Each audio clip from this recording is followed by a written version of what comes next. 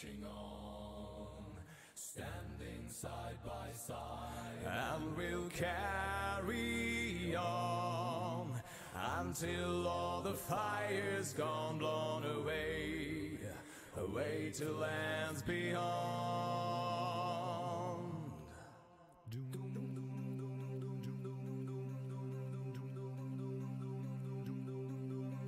Six winds blow as one, they will turn the tide.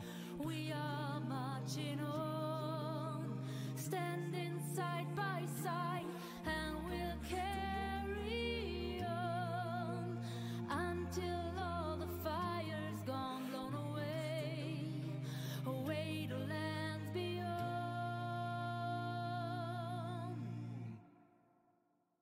Winds blow as one.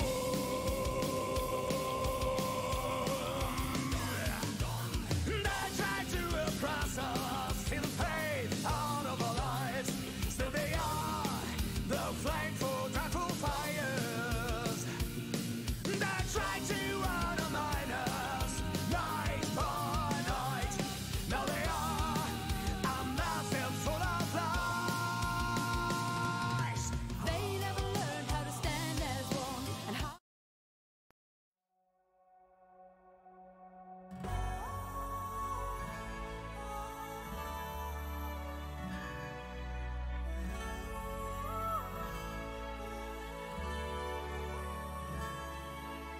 We were born from night before the even was dawn. So good, so bright, falling from the skies above into our darkened fate.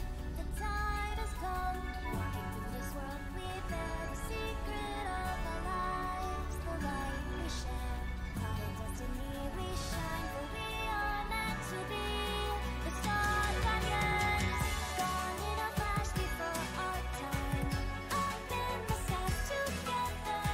The vow we have made has kept us strong. Don't fade away, it's time to shine. Burning bright as we reach out for the same horizon. Burning brighter, running out of time, we're chasing the light.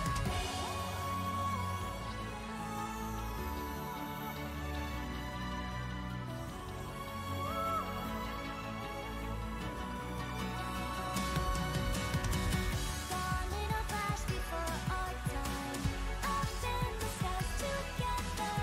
The vow we have made has kept us strong. Don't fade away, it's time to shine. Burning bright as we reach out for the same horizon. Burning brighter, piercing through the dark, we burn on and on and on.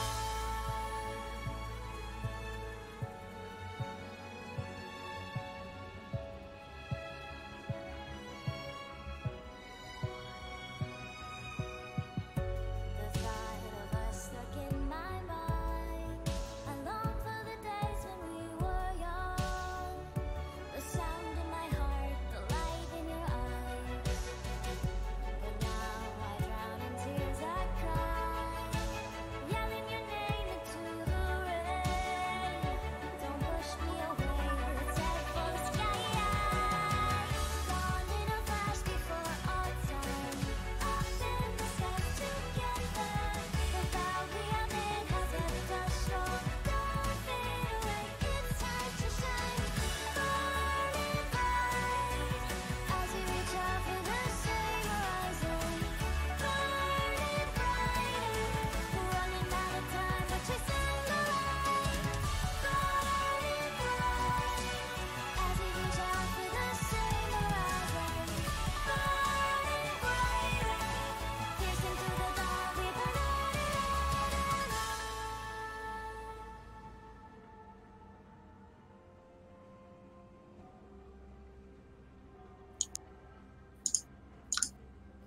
Hello?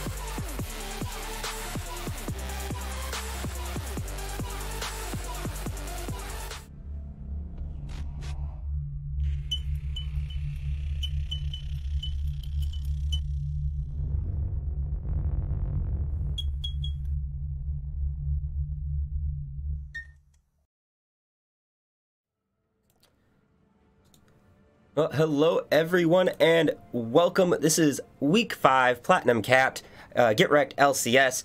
I am Corey Bunger, and I'm here with a new face in the casting booth. You want to go ahead and introduce yourself? I'm Cameron Hayes, or Worslack McMillan. I just moved back to OKC last year and just kind of enjoying the atmosphere around here. Yeah. So, I'm sure you watched the stream before. It's just a friendly chat between us while we watch the game. So, shouldn't be anything you can't handle, right? Oh god, I want to die. Call 911. Don't worry.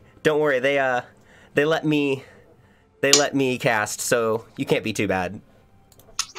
Oh god, it's pretty bad. All right. Well, so we're gonna go ahead and first I have to transition it over to the first game, which is going to be iTown versus Sensei Squad. And so I'll go ahead and introduce the blue side. We have iTown on the blue side with Gatman26 on the Poppy top lane, Big Bird Valor in the jungle playing Jax, the Commander King playing Orianna mid, and Julius Caesar 816 and Chodley rounding out the bot lane as Kaisa and Sona.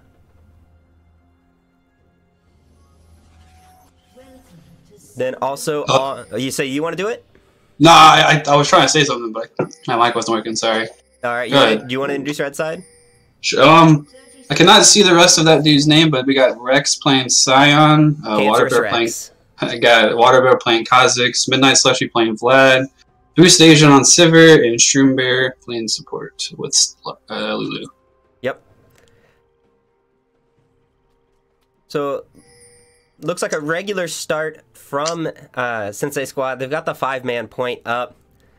Do you see a little bit of an aggressive trade on from Commander King and now Gatman as well? Both sides looking to get a little pressure in. Yeah, it looks like no one dropped any wards on either side of the river, though. No, they didn't. Everyone's checking blind still. We do finally have a ward. That usual about 120 around the pixel in the river. Yeah. Looks like both teams dropped it as well. Sorry if you can hear my plate. I'm trying to shove food in my face as fast as I can. No, that's completely understandable.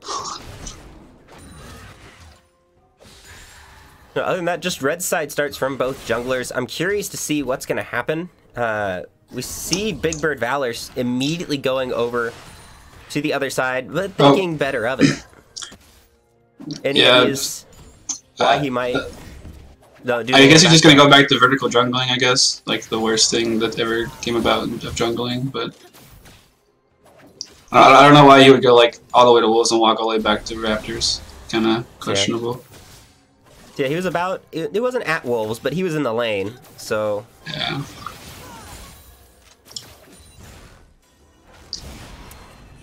Other than that, not a whole lot going on. We've got little trades here and there going around.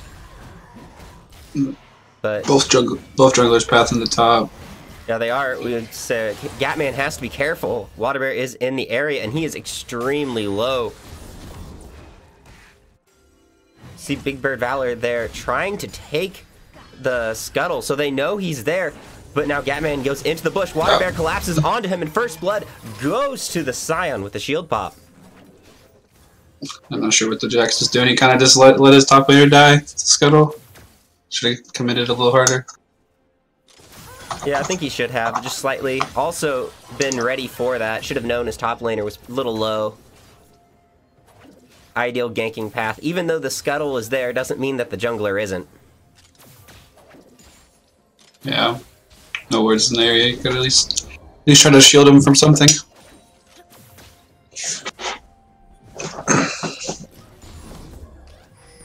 Midnight Slushy doing a good job constantly shoving in against Orianna. Has a little bit of a CS lead now. So let's see if he can keep that up. But the bot lane of Sensei Squad is completely bullying Chodley. The Boomerang Blade taking him to about 120 HP. Yeah, just getting perma shove in a tower can't be fun. No, it can't. Especially, it's something that can't really be helped, though, especially against a Sivir. No, sir. So we do have, some quiet. I'm curious, how many times have you seen a Vladimir in game? Like in the LCS or like in just solo in here, in Platinum Capped. I think 0 times. I was gonna say, It's kind of perma-banned against our team, so... so it's more so the fact that it's not allowed to be picked as opposed to it's just not played.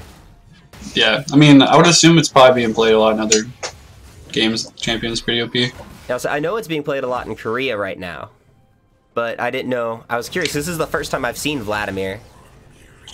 Yeah, I haven't like paid attention to like the plat stats. Maybe it's picked up in like other non-stream games, but I've never seen it in game because it's always banned, as I said. I said a lot of trading going on in this top lane and bottom lane as well. The boomerang blade goes out. Ooh, with the heal. Great heal from Julius Caesar and Chodley, keeping himself alive. Now he's just playing with fire. We see on the other side, Waterbear jumps in, finds Big Bird Valor, and he is looks like he's going to get away to the turret. Julius Caesar takes the opportunity to deal a little damage onto Boosted Asian, but Boosted Asian takes the better half of that trade. Big Bird Valor going back in with the Counter-Strike, too. Man, flirting with fire there. He is. No one wants to die, but it might be easier to die sometimes. It might be. Heals keeping everyone alive, but the Boomerang Blade goes through. The Spell Shield doesn't block the Counter-Strike.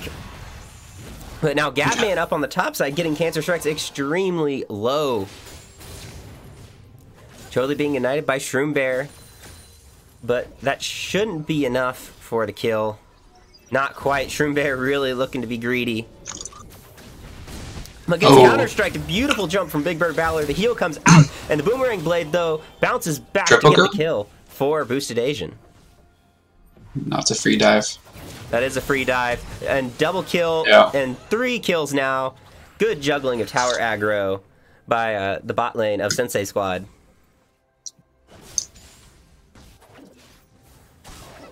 It's a juicy jungle path. The dude just AFK under tower. What? He's not getting a lot of farm under tower, is he? No.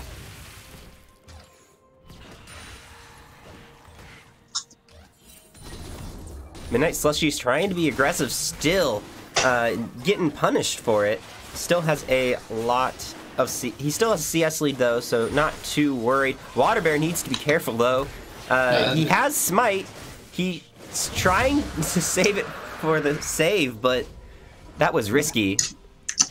Yeah, it's good they don't have any cross the map spells, whatever the things are, globals. Yeah, global ultimates in this case. It's a good thing there wasn't any.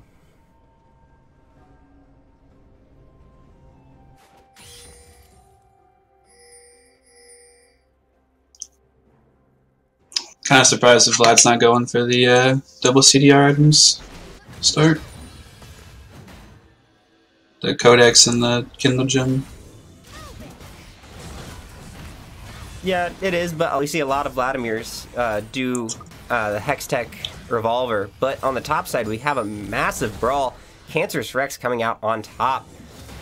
There's a lot more fighting now in the bottom lane. Boosted Asian sends out the Boomerang Blade, but now Gatman in the top side is trying to fight Cancerous Rex, forces him to flash away. Man, got a wet noodle contest up there. We do, but actually people are getting low and they're so close to dying, so it's actually kind of exciting. Somewhere along the way, Cancerous Rex took down Gatman when apparently the screen didn't want to show us that. Yeah, it must have been during the... Must have been during the dive. Yeah, but now Big Bird Valor onto Cancerous Rex. Big Bird Valor smites it for the kill? Yeah. At least that's what it seems. What a greedy jungler. What I was going to say... What greedy. He's trying to 1v9. Couldn't wait for his top laner just to auto attack one more time. Sorry, I wouldn't either, buddy. Don't blame you. Now, Midnight Slushy has the Empowered Cube, but not able to go back in. The zoning from Commander King now with that level 7 is so much greater than the Vladimir. Now we see Water Bear once again in this bot side. They're really wanting to go hard. Good chunk though on Julius Caesar, but now Boosted Asian is tanking on the backside. Everyone goes in. Water Bear uses the Wild Growth. They get Julius Caesar, but on the backside, Boosted Asian goes down from the Jax. We have the Midnight Slushy joining the fight as well, and all together they are going to take down Midnight Valor. But Shroom Bear gets execute. That was in the middle of all that. Ori's here. Great flash from Water Bear to dodge the ultimate, but now we got a TP on the backside from Gatman, and Commander King putting out the barrier, trying to survive. Water Bear just doesn't have enough damage. Water Bear getting away. Vladimir now trying to escape with the flash, manages to get away, gets hit by the Keeper's Verdict, but it's not enough to take him down. And Scion on the top just taking free plates. Yep. I say with that TP, Scion just gonna push ahead.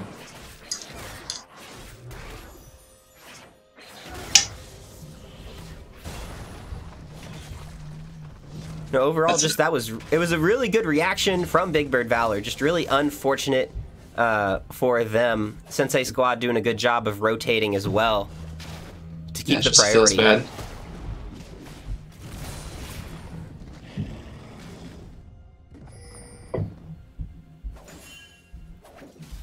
It's like a lane swap already coming in for blue side. Yep.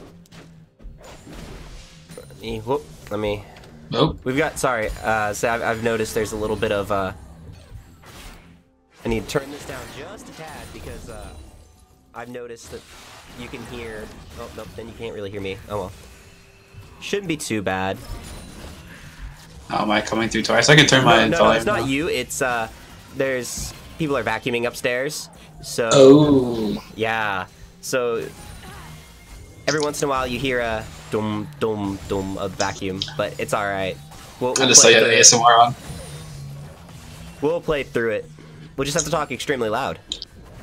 Counter-Strike going in, though, from Big Bird Valor right away, getting the stun onto Shroom Bear. He manages to get the Wild Growth. The stun now coming out onto Boosted Asian, but there's so much return damage, it doesn't really matter. Gatman getting chunked out by the Boomerang Blade. Man, did a lot more damage than I expected, too. Big Bird Valor goes back in, misses the counter-strike. What are you doing? And in the top lane now, Chodley getting engaged upon. Everywhere there's fighting happening. Julius Caesar going down too now. More kills. Oriana in the mid lane. That is a clean ace. 11 minutes in. Whew. It's looking rough for I-Town.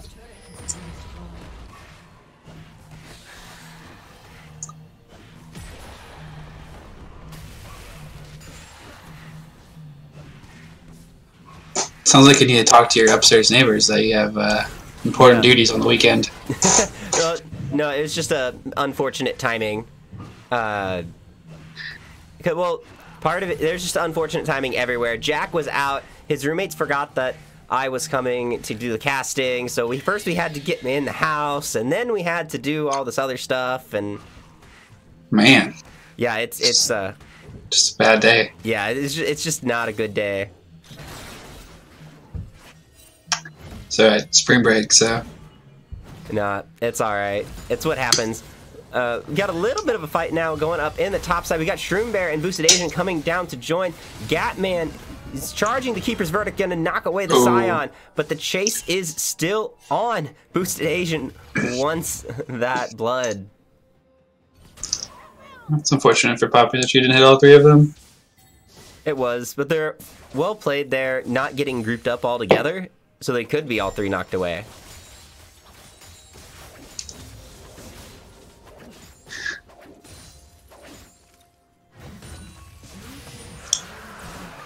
So we do have good rotation on the bottom side by Big Bird Valor, picking up, but now he needs to rotate to the mid lane quickly. Good shockwave to keep herself alive. Commander King playing this Oriana really well at the moment. But now Sivert gonna just straight up dive. Flash needed and the Wild Growth to keep him alive, but this is a greedy Sivert. Yeah. Guess when you got 5 kills, the dudes don't care anymore. You just take the Nexus Tower or whatnot. Yeah, no, Hemoplague misses from Midnight Slushy. No, it does hit Commander King just on the edge. Oh. Water Bear, though. I didn't even see the, like... I didn't see the death, though. We have Midnight Slushy, though, wanting this kill. Using the Sanguine Pool to get even closer, dropping the turret aggro. Now, Cancerous Rex has come mid as well. They want this third turret. It's going to open up so much of the map for them.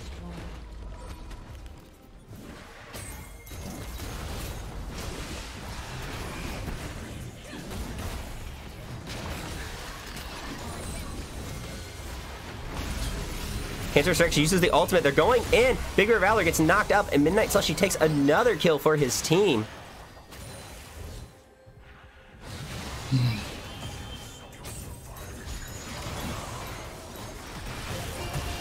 I'll say good stun and ultimate there, taking down Cancerous Rex. They still want more of this fight, it looks like, but Cancerous Rex doesn't want any of it, just wants to take the turret. Poppy ultimate away. Yeah, it does. Poppy does get the good flash, too, as well, keeping out of the extra damage from the Vladimir. Vladimir just doesn't care. He's sitting there, running around, doesn't get the kill. Oh, nice shutdown. Oh, not quite. Water Bear, though, wants blood. Jumps in the back.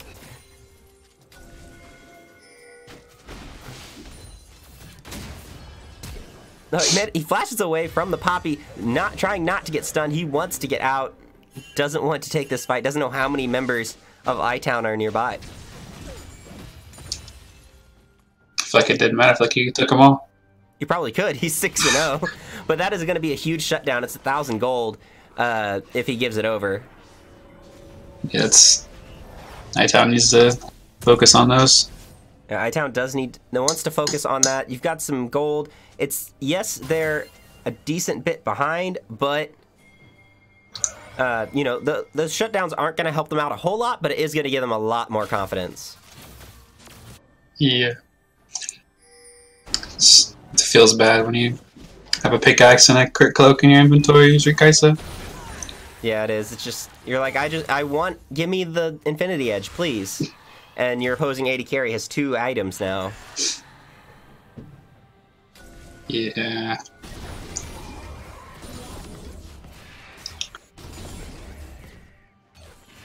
This is the hard definition of go next.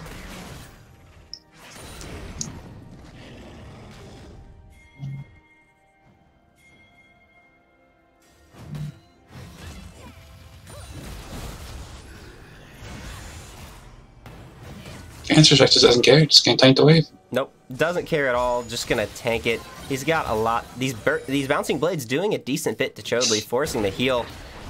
Good check from Commander King, but Water Bear just doesn't care. He's gonna go in, and with that isolation damage, gonna take down Commander King. Right idea, just too much damage. That was definitely good. Using the orb to check the bush up there before you walk into it.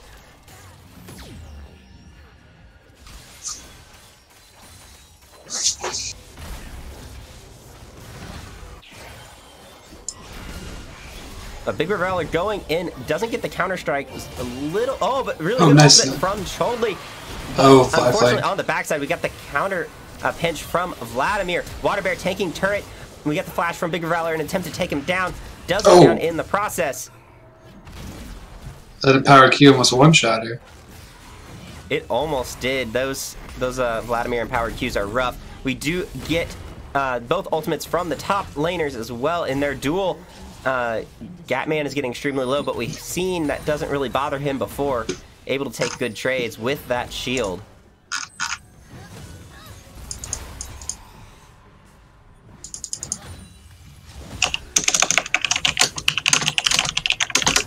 Oh, we got a flash from Cancerous Rex. He wants the blood, and the tower is going to get him for it.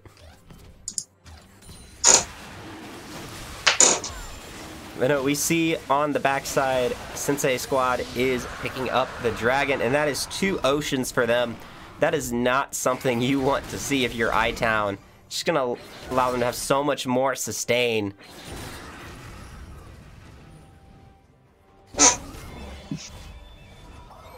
Yeah, their only hope is that Baron hasn't spawned yet, so at least they have some type of some recovery if they ever get a chance to just sneak it or something. Mm-hmm.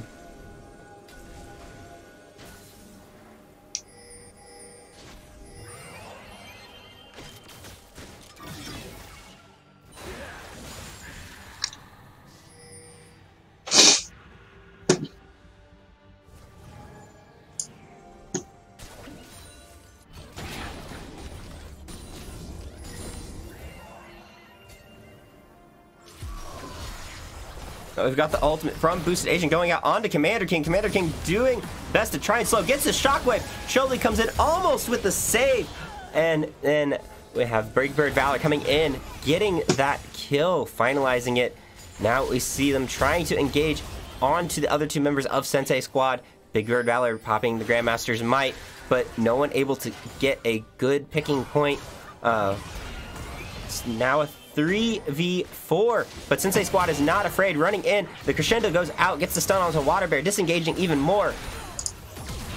Vladimir, though, flashes in with the Hemo Plague, runs around, uses the Sanguine Pool to keep himself alive. No one going down, but a lot of health bars are getting low. Looks like this Vladimir does not care about CDR at all, going pure damage. He's got two needlessly large rods. This is gonna be a very interesting game for the Vladimir. And Julius Caesar now just barely survives. Oh, doesn't survive. But Water Bear does survive in the background. Midnight Slushy uses the Sanguine Pool with the help of the Wild Growth and manages to get out.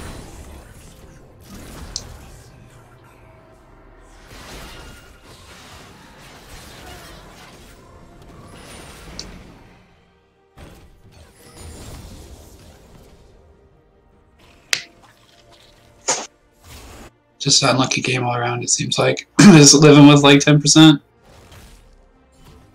Yeah, it Maybe is. a couple of those kills would be a different game. Now it's a little bit too late, but at that point before, if they would have got just a couple of those shutdowns, yes, it would have been a completely different story. Water Bear, they're going extremely low from this Baron. Scion is not here to tank for his team, but it does look like they're going to get it. Yeah, just take it through the blue shield.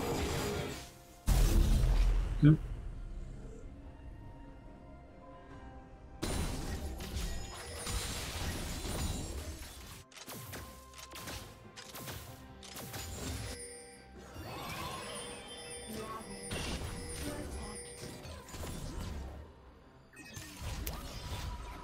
Man, it's gonna be a hurting Vlad. Yeah, it is.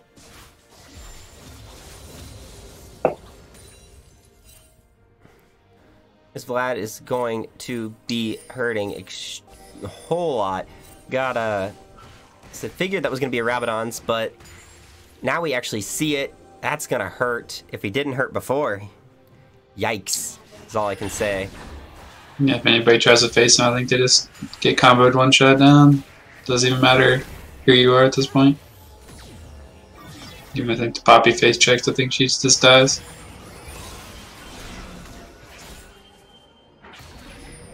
So yeah, at this point, what do you think?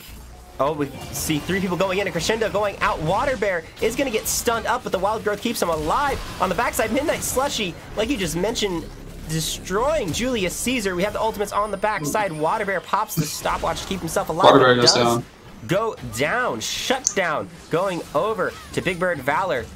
We've got Cancer Rex now on the wrong side, has no unstoppable onslaught, but Midnight Slushy has now joined him, and it looks like Big Bird Valor and everybody's now trying to just run away, but no, Big Bird Valor goes back in. Good counter-strike, spell steal from Boosted Agent to keep himself alive, and now Shroom Bear trying to run away. Midnight Slushy zoning out Chodley. We got good push under tower, keeping him away, but Cancer Stress with the shield pop gets him down. Now moving forward, Midnight Slushy, the empowered Q, gets the kill, and now we see the minions finally hitting the Nexus turrets. Flash forward from Julius Caesar, getting another shutdown. These are the shutdowns they needed just a little while ago. Yeah, about 5 minutes too late.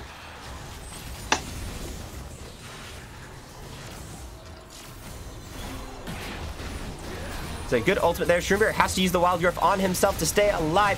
Jumping forward with the Counter-Strike. Midnight Slushy is stunned up and taken down. Cancerous Rex, though, dealing a lot of damage. But we have the Polymorph coming out. Shroombear does end up going down. Counter-Strike's going to stop any possible attacks from Cancerous Rex. Cancerous Rex now trying to run away. Has the Unstoppable Onslaught, but Big Bird Valor stops him. Has the count, uses the smite for the slow, and does manage to get the shutdown, but now Water Bear is there and finishes off both the kills. Man, that was almost the fight they needed. It was. They were able, you know, just almost perfectly what they needed, but it does look like what the surrender vote yeah. does come out from I-Town. Just an unfortunate game from them. They played really well there at the end, doing a really good job trying to defend, getting those key shutdowns, but it just wasn't enough. Yeah, they needed to do that about 5 minutes ago, and maybe go to stabilize for Baron or something and turn the game. Yep. No. So, in your opinion, what do you think is the number one, or I should say MVP of the game? The whole team? Of the whole game. MVP, of the whole game. Of the MVP. I'd probably have to give it to Vlad just because he was 1v5ing the backline, but I don't know. The dive from Lulu and Sivir was pretty good at the beginning to get the triple kill. I'll say, yeah, I think I'd have to give mine to Midnight Slushy as well. Just, like, specifically to Midnight, just because he's playing really well. We saw him not necessarily pick up a CDR right away, but he's one-shot people. He still did a whole lot of damage, putting out a whole lot of just annoyance and frustration. Like, you could just tell they were constantly being zoned away by him. I-Town was just running away whenever they saw Vladimir. It's like, no, we can't be zoned. Like, we're just going to get zoned in the fight. We can't take this fight. We got to back off. So, good positioning from Midnight Slushy. Yeah, I'd have to give it to him. If I didn't give it to him, it would be Sivir, just because of the beginning dive. Yeah, that was a really good dive there from them. All right. Now, with that, we are going to take a little bit of a break and then jump into our second game, which is going to be the Sadistic Causers of Havoc, Mayhem, and Evil versus Team Name Here. So we're going to take a 5-minute break, and then we'll start that game. So we'll see you in just a bit.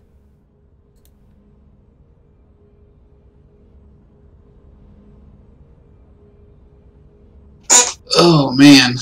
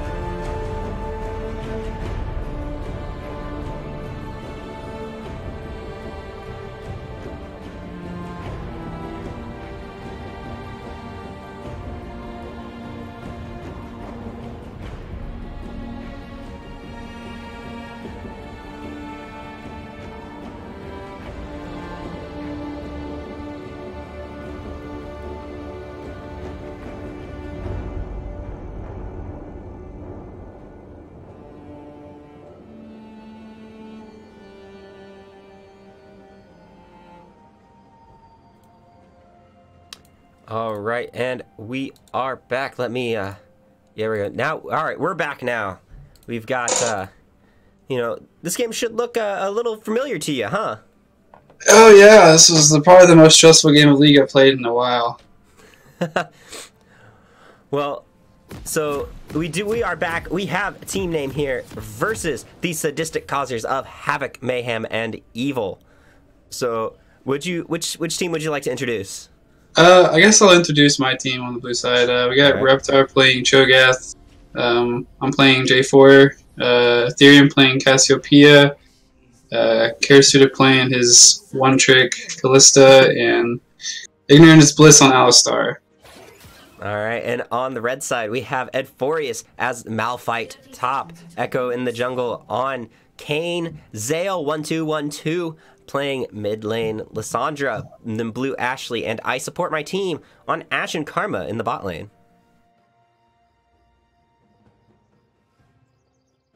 This was an interesting game. That's like the only way to describe it. Just. Well, don't worry. We'll see just how interesting it gets. Minions has I spawned. don't know about that one, but How interesting it gets. that's probably more like it. Oh man. I think the only thing I remember about this game is we told Ethereum it's not the hard at mid. Yeah, so like Ethereum says, do your job. Don't feed the enemy mid. That's what they tell me over on Flex. Corey, don't feed. Play top lane, right? No, I play jungle. Oh. don't gank into my lane. Is what they say. Oh, just play Yi then. You're good. Yeah, no, that's just asking for me to end. No, I play tanks. That's fair. So I don't go int lanes.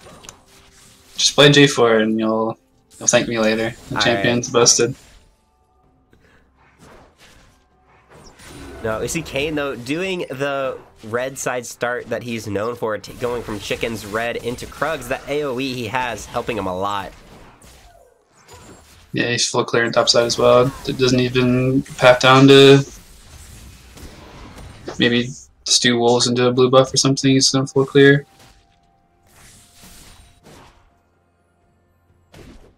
We'll see though. We see Echo did a little bit of a cheeky invade. Now you see him going in, not Echo. Haste, that's you going in for a cheeky invade onto Echo. Though Echo's trying to seek something out. Rar and Reptar backing away. Good knockup to keep Edforius away from him. The slow, though, going down onto him. Now in the bottom lane, we have Haste with a gank as well. I support my team going extremely low, trying to run in the bush, but doesn't running back and forth between the bushes. But Karasuda gets first blood. So 2 ganks, 1 from each jungler, 1 worked out, the other didn't. Yeah, Reptar doesn't even blow a flashy there. No, just walks out. Really good there from Ram Reptar, holding his flash, knowing the champion really well.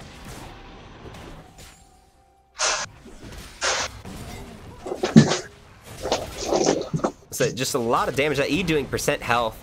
So that's a whole lot of damage now coming out. Rar and Reptar going on to Edforius. Forces his flash, but the flash in return gets the kill.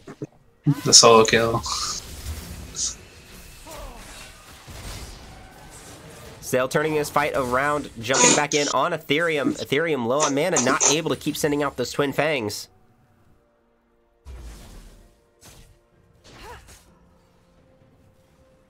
Yeah, I remember screaming at him fucking the back over and over again. He just wanted to keep farming. And I'm sure he'll deny it every time, won't he? Oh, of course. He's like, well, 1 more minion. Oh, and now we see Ram Reptar once again getting ganked by Echo. He does still have flash, so he might be able to get away. Echo doing a good job of staying in between him and his turret. Wisely, no, he didn't have flash. He used it in the fight. before. Yeah, he flashed to kill the Malphite. Yes, he did. He did not have flash. So good return gank there by Echo, using what he knows. Got Haste running around on the top side, trying to see what he can find.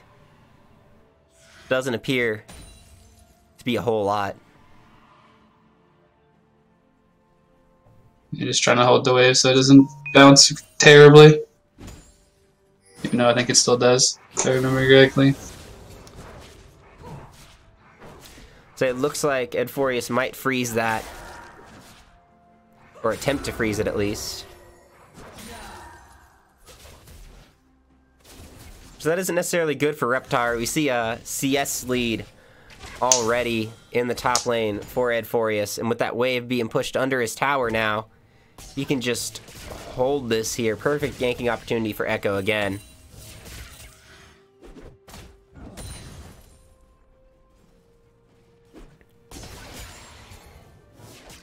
Spam missing pings in the bot lane. Yeah, no, I'm not gonna lie though, those two champions in the top lane are actually two of my, I don't play them a lot, but they're two of my favorites. They're a little bit of sleepers. They do a lot of hidden damage. Oh, but Edforius goes in with the ultimate, flashes in from Echo as well, gets a little bit of extra damage, but there's no extra follow-up. Raram Reptar gets away safe. Yeah, that is clutch double knockup. That was really good on his part. But no, I do like those champions. They're both kind of sleepers in the amount of damage they can do. Yeah, especially okay, with... Well, Cho'Gath not really, because he's Cho'Gath, but Malphite is for sure. Cho'Gath can just one-shot somebody after 6. Like, that's kind of obnoxious. Yeah, but Edforius on the Malphite, activating the W, getting that extra little bit of AoE damage, does a whole lot. Yeah. After the recent buffs of Cho'Gath 2, hopefully comes back into play a little more. It's always nice having a meatball tank in the top. That's not like Maokai.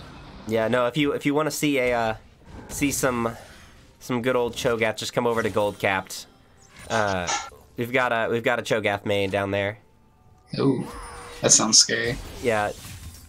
Oh, Ethereum grounds Zale after his claw goes through. It's forcing the flash. Good ultimate there. Glacial Prison, Glacial Prison Tomb. Which one is that? I have no idea, to be honest. Well, I couldn't able to tell keep him you. alive just for a minute. There's too many frozen ultimates. Rito, please help. Yeah. That one I think is the Tomb. I think Glacial Prison might be is Sejuani, I believe. Sejuani, yeah. I think. I don't know. I know what it does. That's all that matters. They both. One is a ranged ultimate that locks down an enemy. This one does various things, Yeah. and that's all that matters. All you need to know is that it can kill you. Yeah. You need to buy QSS. That's all it says. Yes, it's just like a Malphite. All you have to do is buy the QSS if you're a carry. Yeah.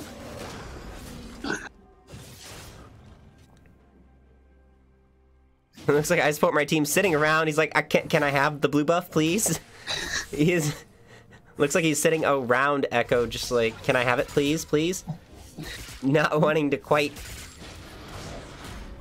Made it seem a little unsure. Let's see when we get the screen over to see who has it. I believe that Kane took it. Yeah, with how much regen he's getting right now from the blue, I believe he has it. I think I support my team just kind of wanted it. Yeah, I think he was just hanging out there after I popped the blast plant or whatever, vision plant, whatever it's called. Just to make sure. Yeah.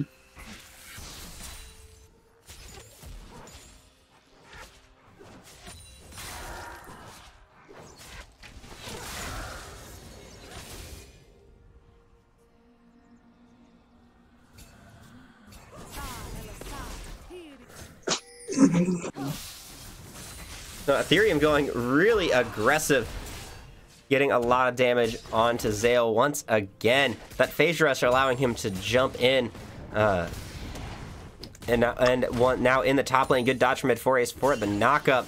But Raram Reptar once more gets the grass proc, does a little bit extra damage from that, goes through the silence. And now we have haste in the backside, uses the ultimate, but the unstoppable onslaught, Edforius gets away. That's not unstoppable onslaught. That's Scion's ult. I don't know what Malphite's ult's called. That is I should know this. Giant knock. Yeah, it's giant knock-up. Giant knock-up. Giant full team knock-up. That's what we're calling it from now on. Yeah. Giant knock up that one-shot CAD carry. Yes. Rar and Reptar getting really greedy, taking a lot of turret shots there. Also, like, massively behind in CS. What are you doing, bro? So, you know, this is the best chance to flame your teammates and just say you're being a caster and analyzing the game. But good flash there. Rar and Reptar managing to get away, and we see Haste now in the top side looking for this kill. Gets a slow onto Edforius, smites as well for the additional damage, but Edforius is running away. Flash has to come in from Haste, and we see the Demacian Standard picking up the kill. Yeah, that was a debatable flash or not. Probably should just not flash and let him go, but Kill's a kill. yeah. Hey, I've already watched this game once, but I didn't realize how far Reptar was behind in this game.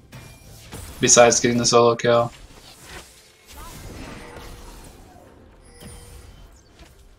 So yeah, no, this is the perfect opportunity to flame your top laner for having horrible CS and get away with it. Yeah, no. I mean, you guys think this guy's like amazing, so someone has to put him in his place. I mean, yeah, because see, to my mind, everybody playing here is just like me, except for they have a slightly bigger brain and all 10 fingers. That's debatable, man. See, like, that's because I'm just silver. Even though I'm playing in gold capped, I'm silver. So, like, that's, to me, that's how this everything looks. That's fair. It's all the same. You just don't have Master Yi's running around one-shotting people. That is, yeah, or people, or a majority of people not wanting to ward to zone off said Master Yi's and know where they is. Yeah. I'm just glad I haven't ran into the Master Yi, Lulu, Targ, dumb stuff.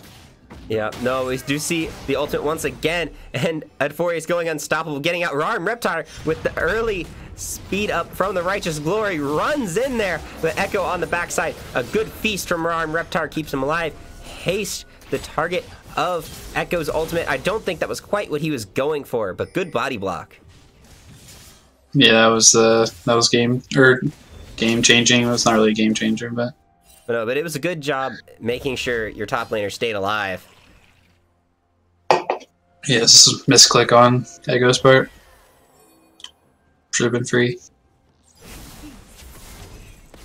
Again, he's not transformed, so I don't know how much damage it would have done, but Say, I'd assume that he's going to transform here soon. He is level 7, about 12 minutes into the game. 13. yeah, you usually want to transform around this time, or at least not be inting for it anyway. Yeah. So at least at this point, he isn't inting for it. Yeah, he probably should have started inting for it like 3 minutes ago, just because you're not really a champion until you transform. Yep. It's very much like Kale, the new Kale. You have to wait till level 16 before you're actually a champion. Yeah. Level 11, you're half a champion, and then you become one at level 16. No, you become an unstoppable champion at level 16. So you become half a champion at level 6, then a full champion at 11, then unstoppable at 16. Is that how that works? Yeah, something like that, yeah. Thank God for the nerfs.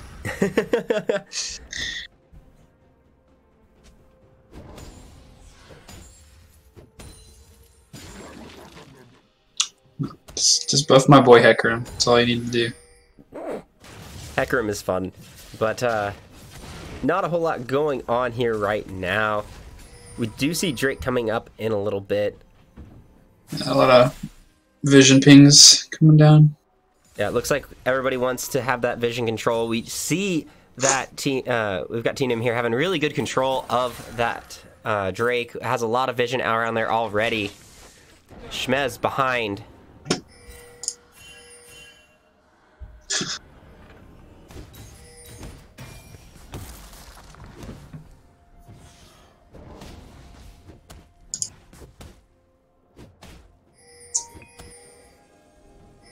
You just got a letter.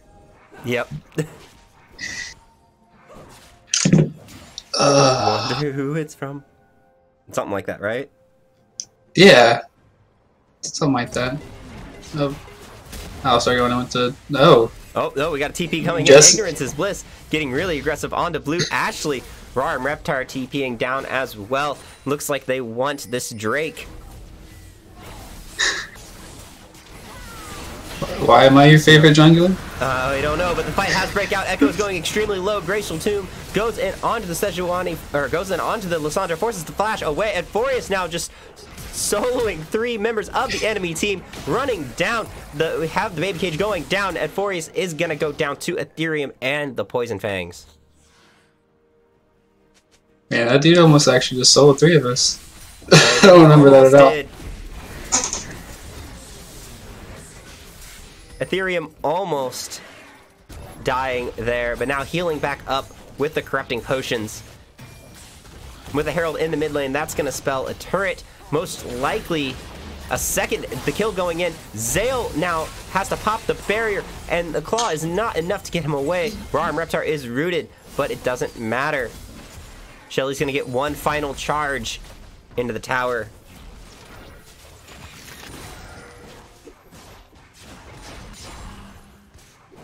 No, I'm slightly offended, Mowgli, that I'm not your favorite jungler.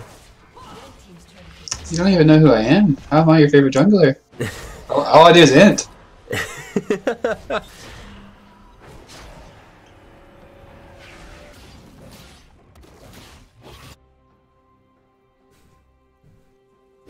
I mean, that's what I do with my team. We play game 1, I int, and they say, oh, you know, guess you're back on Sejuani duty. So, I go back and play Sejuani. Impress our champions are always easy and nice, so... Yeah. I mean, it's understandable, Mowgli, but I mean... I don't know who that is either, so... Maybe I'm just the real haste. Just the real Hastiga. All 100%.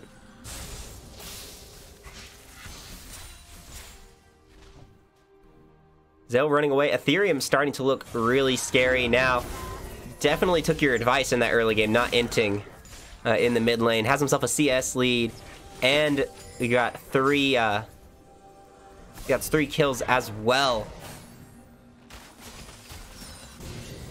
Yeah, as long as we can get him not to, he usually does pretty well, but... Rar and Reptar now getting grounded, has to move out of that soil before he can flash.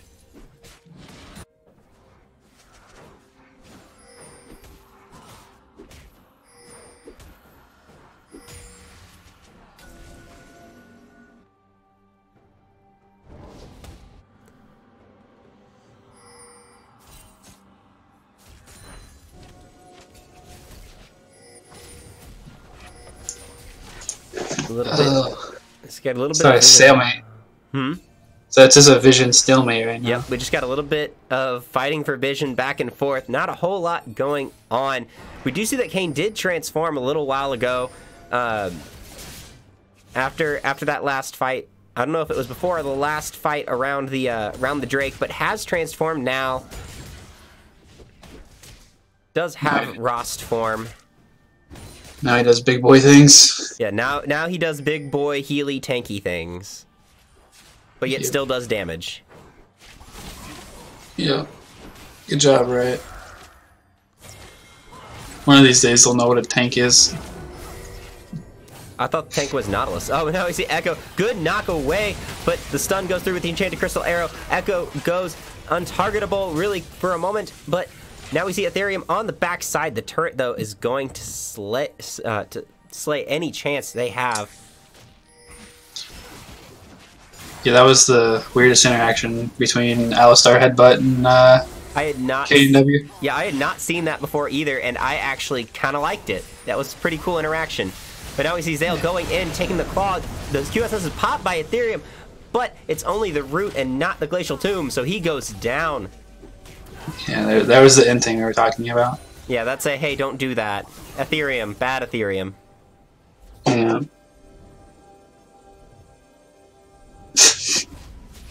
It's like the worst Cho'Gath skin. I was looking like a snack.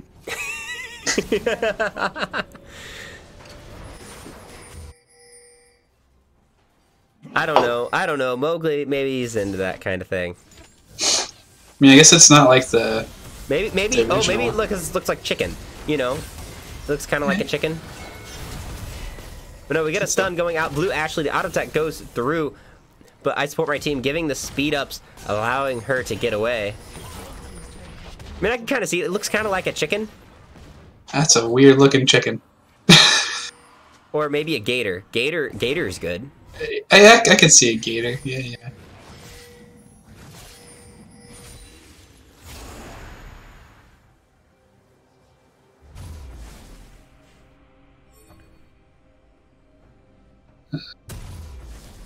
It needs to be like a Birdio Cho'Gath skin. That'd be interesting. That would be very interesting. Give him some feathers. Yeah. Make him like a pterodactyl or something. That would be hilarious.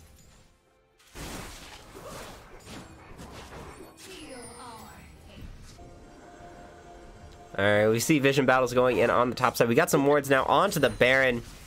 Schmed wanting to make sure that team name here doesn't take those away.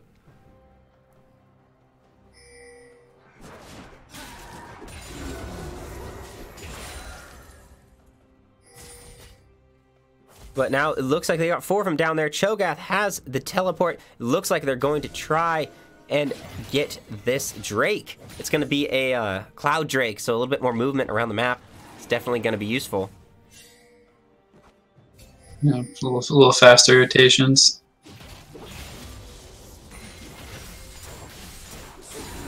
That's one thing definitely going to help them out.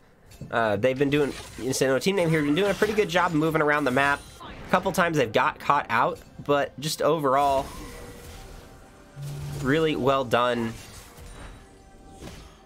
for their macro rotations.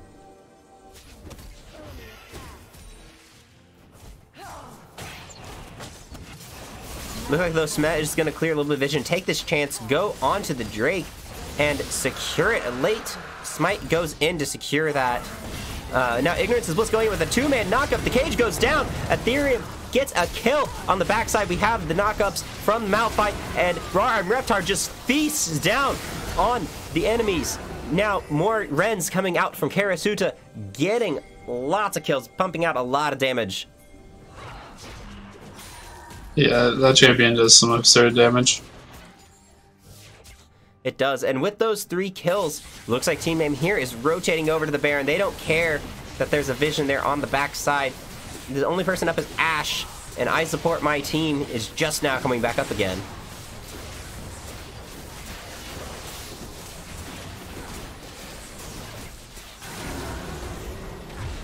Yeah, this was the I got spammed for my smite because Jesse forgot to tell me he was rending and he almost got stolen by a foot volley.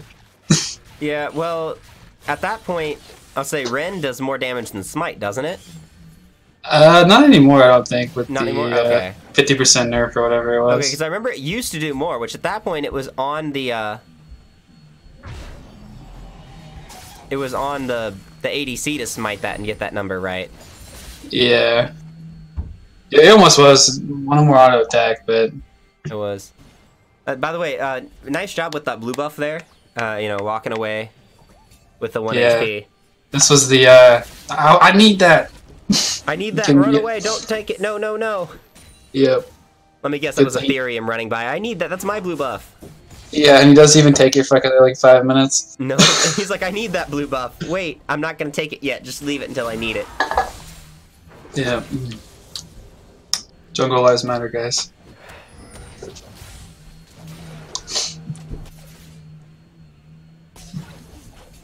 Nerfing XP every patch. Can't farm minion waves. Make jungle great again. Yeah.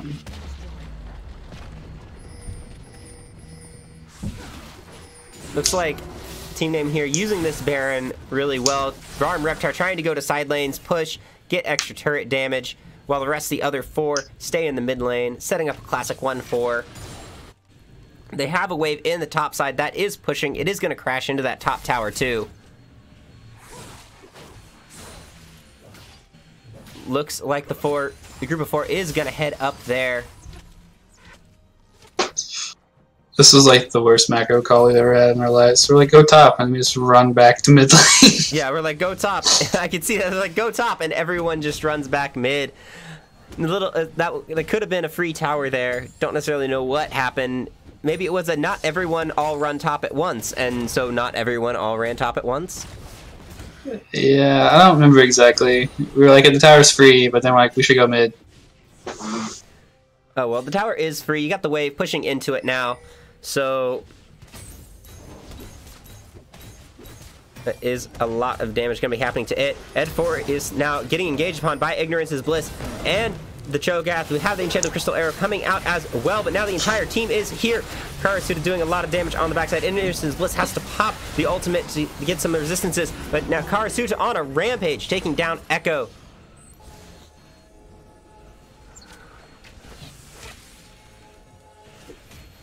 Only one death for a whole lot going on, and that's unfortunate for Shmeh. You've got a bunch of damage now coming out. Rarm Reptar getting the knockup onto Ed Forius.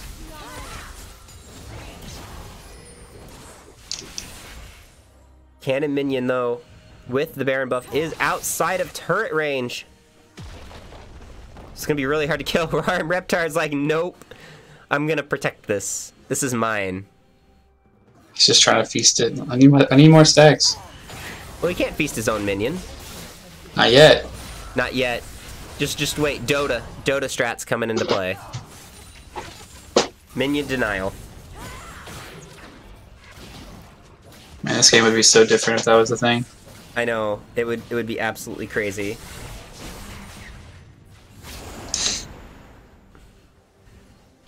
Team name here, though, backing off. Had used the Baron, got a couple turrets out of it. Unfortunately, did not crack the base quite yet. There's a bunch of wave clear on the side of Shmeh, so they weren't necessarily able to do that. Yeah, I think at this point we were kind of like flabbergasted that it was going so well. We kind of just like played way too slowly and probably could have forced a couple more things. Yeah, well, at least you're being safe though. Like, you know, you're not pushing it overboard. You're not just making a really greedy play. Yeah. So I see what you mean. Ethereum still not gone over and picked up his blue buff. What a mid laner. Yeah.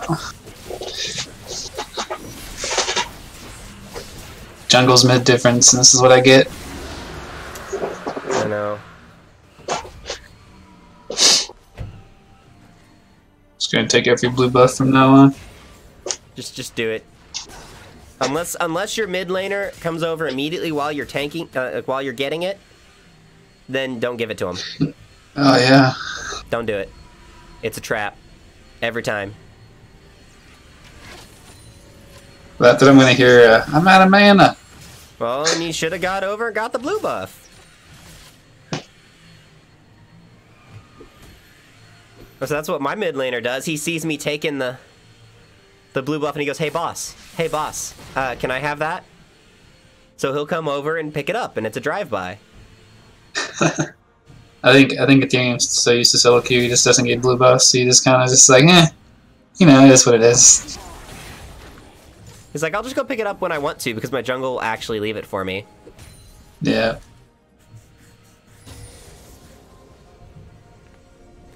Just stalemate, everyone's posturing around Baron. It is. We see a control board placed there in one of the back bushes.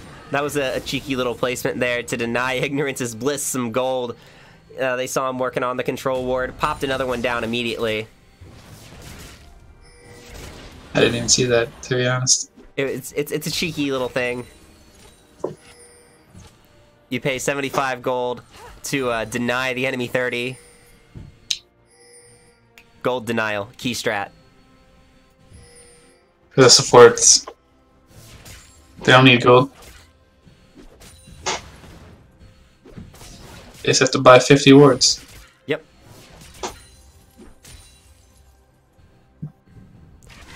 Rarm Reptar, though, starting to look really big on this Cho'Gath. Has the TP, can go wherever he wants, and his team can just bait around this Baron.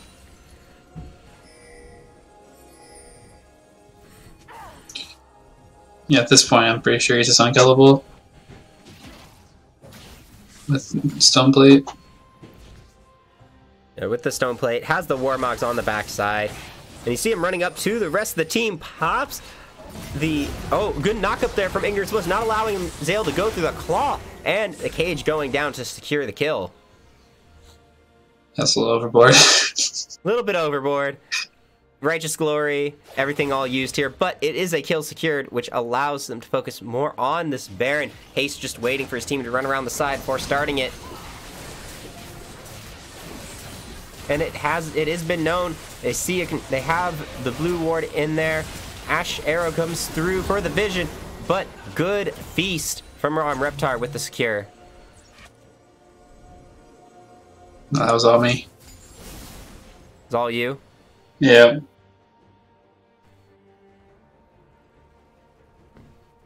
Securing kills, you know, moving around the map, it's always the jungler. Game winner. Someone has to tell them what to do. They don't listen, they don't listen, do they? Sometimes. Sometimes.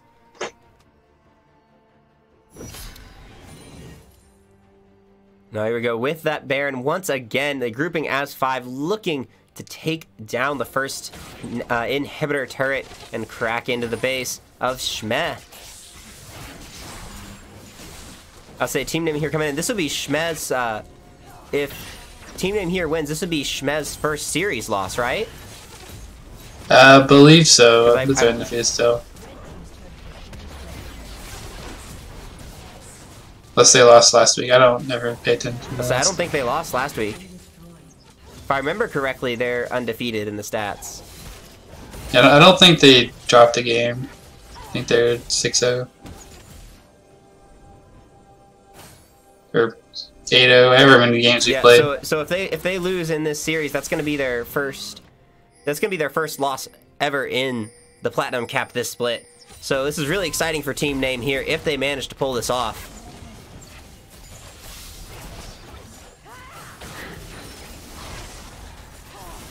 Rar Reptar, though, taking a little bit of damage. It is a tanky boy, though. It's just going to heal that right back up with the Warmog's armor, though.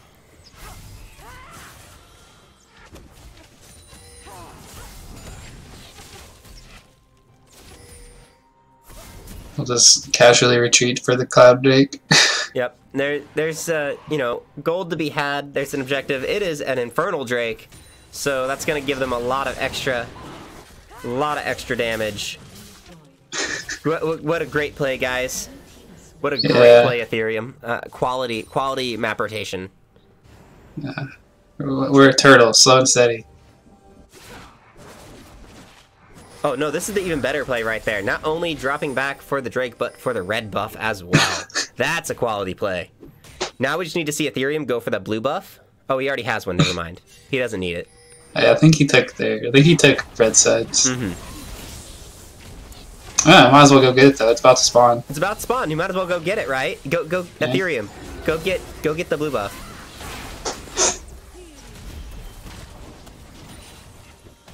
A little bit of poke damage on from each side. Rar and Reptar, though, stepping forward aggressively, taking a turret shot.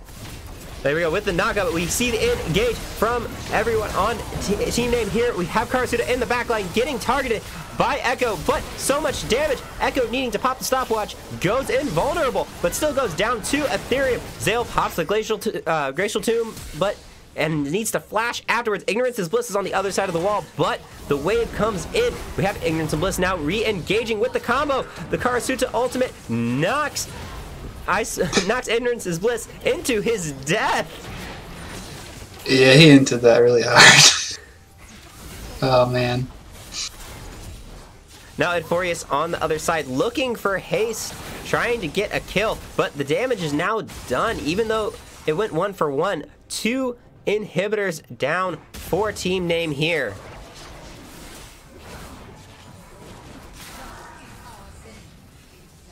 Yeah, I think Smite was sleeping a little bit this game.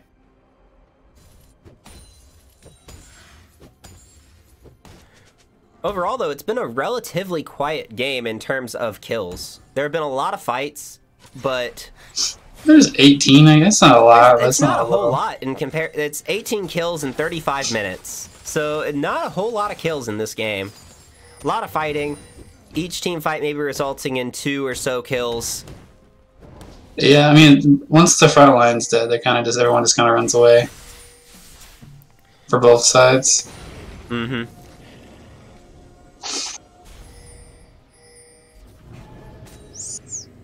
We have Echo going now onto Rarheim Reptar. I don't think that's the fight he wants. Rarheim Reptar is huge at the moment. Yeah, it would take him about 5 years to kill him. Yeah, sounds about. It'll take anyone, about the entire team, 5 years to kill him. He's got what, 6,000 HP? Yeah, plus stone plate. Oh man, plays like 11,000. Get 100% health when there's 3 enemies around. Yikes! Just yikes. Yeah, he has at least 6,000. I thought I saw 6 little hash marks on there. Yeah.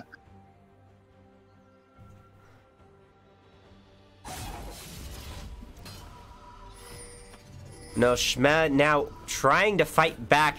They're against almost 10k gold lead.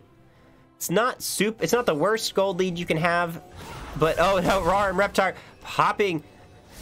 We have the Righteous Glory, not gonna catch anyone though. A little bit of damage from the Ash, has the slows. Ignorance is Bliss, trying to turn around, but Shmed retreats. Happy to take that little bit of chip damage. Unfortunately, Cho'Gath is just gonna Wormholizer back up. He is. Ignorance is Bliss, though, is not going to be able to, but the Baron is coming up, and they're rotating back to it.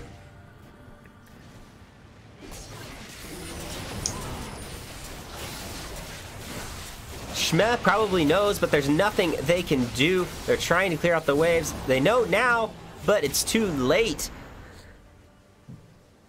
Another feast stack for the Cho'Gath, and that is a monstrous size right now. Does it ever stop? Like, can it be like the whole screen? I don't know. I have not seen how big Cho'Gath can get. This is something. Who wants to go into a custom with me and experiment on this, and we see how big Cho'Gath gets? I guess you could do it like practice tool, right? Yeah, practice tool. Custom / practice tool. Just make the Baron spawn over and over again? I don't even know if you can do that. I could just speed it up 30 seconds every time. I guess that's fair, yeah. So basically, And yeah, there we go. Drake would work too. I could have an enemy champion that I just eat over and over again. Let the waves automatically crash. Okay, there is a max on his size. No. Rip. That takes away all the fun. Yeah, I just figured it'd be like the whole screen. It's like he like actually can't dodge anything. I know. With that though, that is a double buff. They're gonna retreat with the Baron buff, getting that hard reset, buying and using all that gold that they got, getting last minute items for their team. Team name here though, looking really confident. Those minions just vanished. Yeah, a little spectator bug going on there. A little bit of a spectator bug happens from time to time. I really wish they'd give us the LCS spectator view, like where you could zoom out a little more. Oh, that would be really, or get the like slight diagonal view or something. Yeah, like just playing as a champion is kind of not quite enough. No, it's really cool. All right, so everyone, we are starting a GoFundMe for us to get LCS's programming software. So look, 100% look for that. We'll or just someone steal it from the internet somewhere. yeah, I'm sure yeah, it's on there. I mean, shh, but yes. At the same time, Rarheim Reptar running in. Zale roots him, so he's able to get away, but now Rarheim Reptar, tanky boy on the back side, gives a lot of damage, pops the Stoneblade, has so much health. Ignorance is Bliss now popping the ultimate as well. We have Echo going in on the backside once again, going in on Rarheim Reptar. Stoneblade has gone on Air Flurries with the ultimates as well. So much damage going down, and no one has died yet. Echo does get the Stoneblade. It is popped, and he now goes down finally to Karasuta. Focusing now onto the Nexus turrets is team name here. There's not a whole lot. The Baron minions doing a whole lot, and now it's just the Nexus. Schmet needing to do something, but running out of time as their Nexus explodes. Oh, man! After watching that twice, I feel we should have ended that game 20 minutes ago.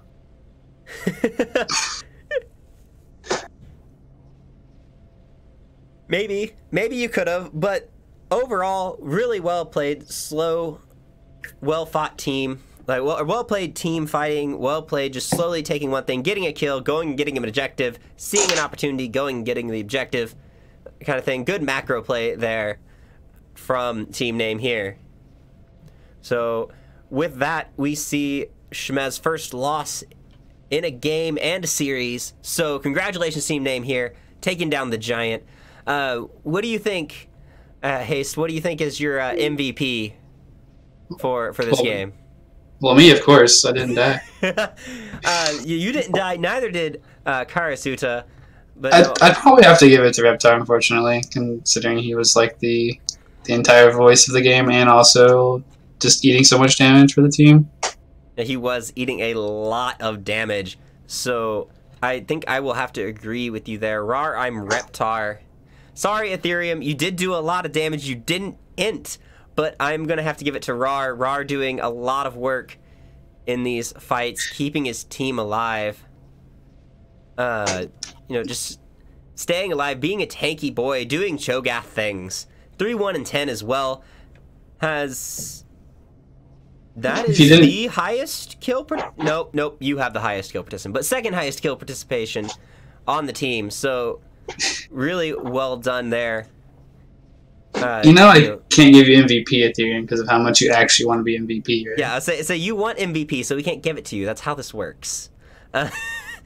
Anyway, so with that, we're going to take a little bit of a break, and we'll be back with the third game of Platinum Capped, which is going to be Kings of Baron versus Gecko Slammer Armageddon. So we'll be back in 5 minutes. Don't go anywhere. We'll go get a drink at least. Oh, go get a drink, yeah, but other than that.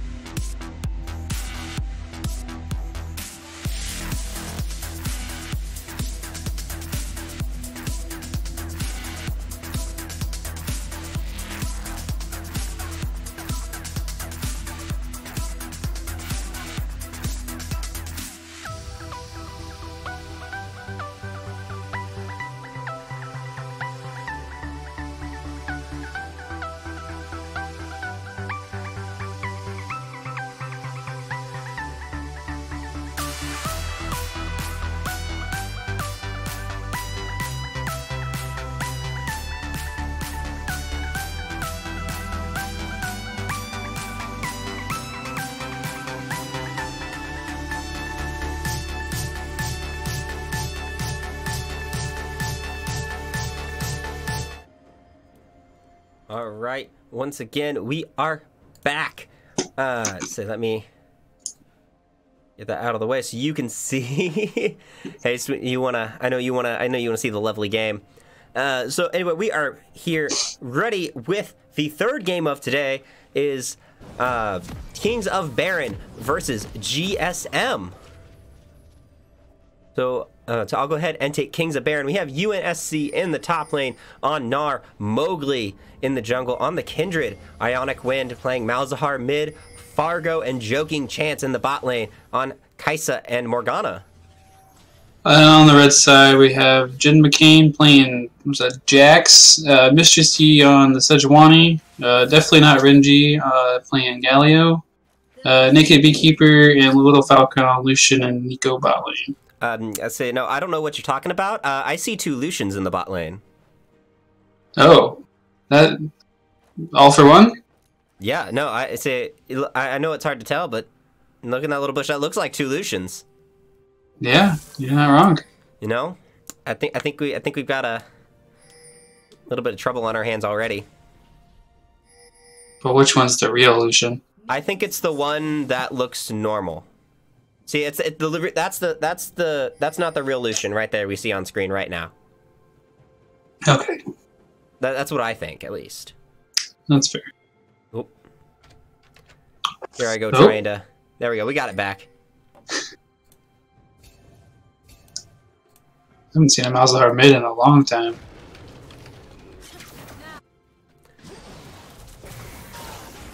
Yeah, it's... Ionic Wind likes to play it.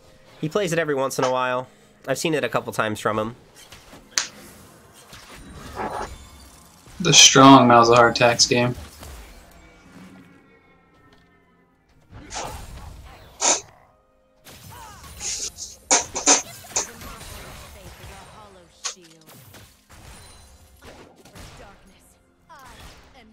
Not a whole lot going on. We've got Mowgli going on the top side. He went from red to top scuttle. So, curious to see. No, I didn't win the 50-50. He did. Won the 50-50. Sejuani going to the bot side did win that 50-50. Unfortunately, Mowgli picked the wrong one. And on top of that, Sejuani saw him go up there with the ward. So, Sejuani now looking for a little bit of something. Mr. Shi trying to see what they can do. Sneak around in the jungle. Get an invade going on. But that means Mowgli knows and is taking the red buff of the Sejuani right now. Yeah, a little interesting path from Mistress Yi. Especially knowing that he probably started bot side.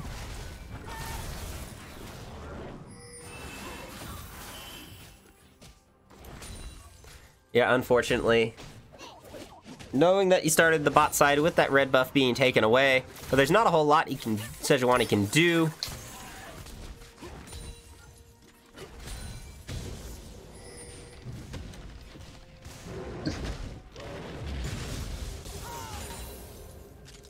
I'm more surprised I haven't seen anybody play on-hit Nico. Most of these games are played before the hot fix. Let's say no. We actually in our game this week, we had someone attempt to play the AD on hit Nico. Yeah, I got hotfix like the 12th or something, so I figured most of these games are probably like right around that time. Yeah, no, it looks like though just playing standard, no one want to throw anything too cheeky out there. At least not yet. Maybe we still have one more game to show. That is fair. That champion was absurd.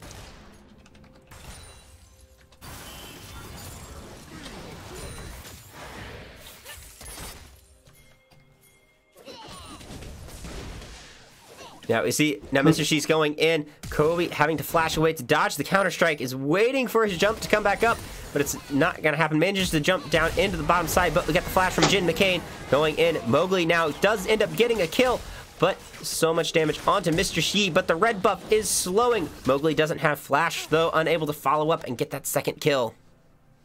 That was unfortunate, especially with Sejuani having a lovely even three buff in him.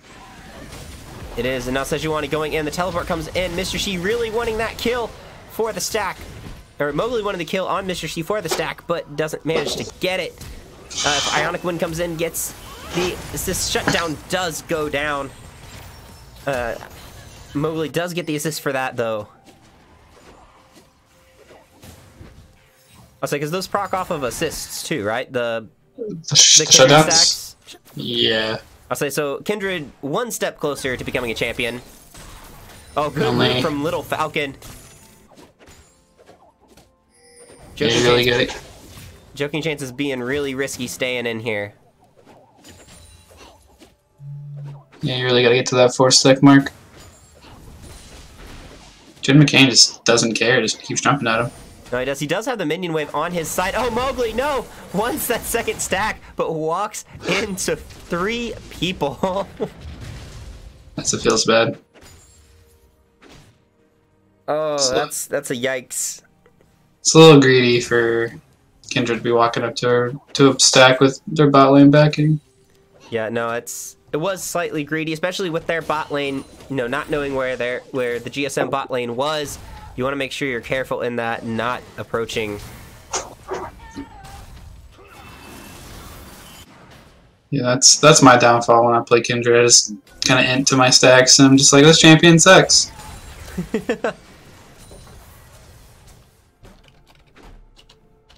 Yeah, I don't know what you're doing, bro. Just run at him some more, maybe you'll kill him. Promise it works. It works eventually. Eventually you will get a kill. Yep. I mean, that's my philosophy. Tyler 1 does it all the time, and he's like Diamond, so... Yep. He runs it down mid, he gets a kill, and then, you know... Next thing you know, game's over.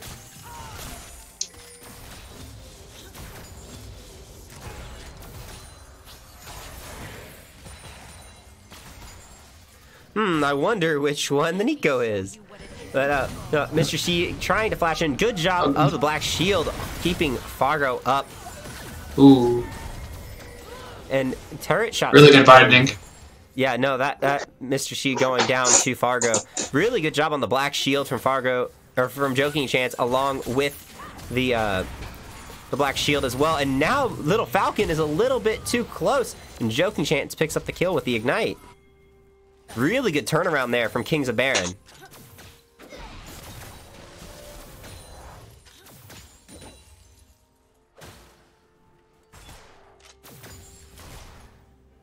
Got Kings of Baron now on to this, well, not the Baron, but the Drake. Looks like they're trying to be Kings of Drake as well as Kings of Baron.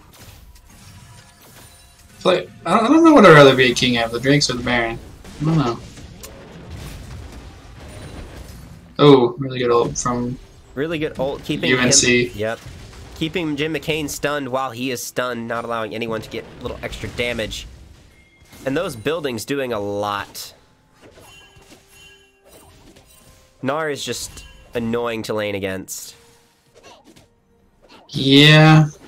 He can definitely do something when he's tiny Gnar. Just gotta... I don't know. Champion's just not fun. Nope, not at all. And he wants to die. He wants this Jax. He wants the dive.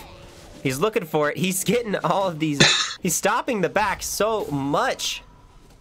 All the boomerang blades, or whatever that spell's called. I think it's called. It's not boomerang blade, but it's something boomerang. I'm pretty sure because boomerang blade is Sivir.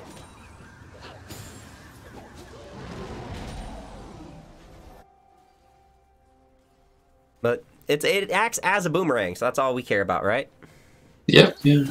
A lot of damage key spell. Yep.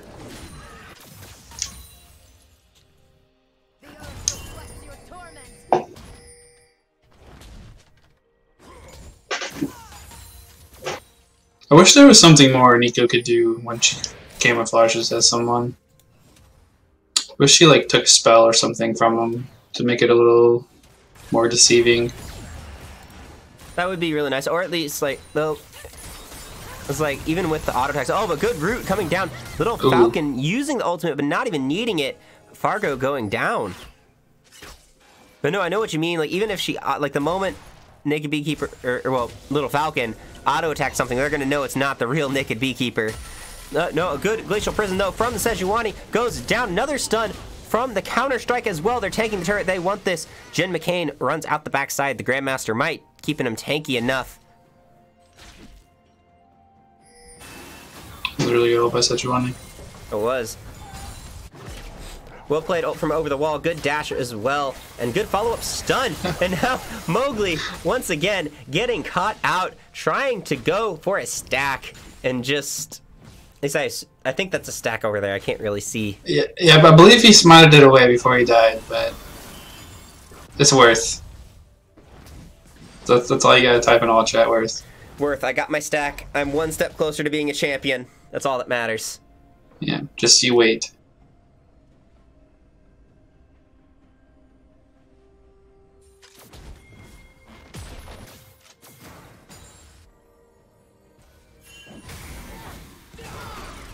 Uh-oh.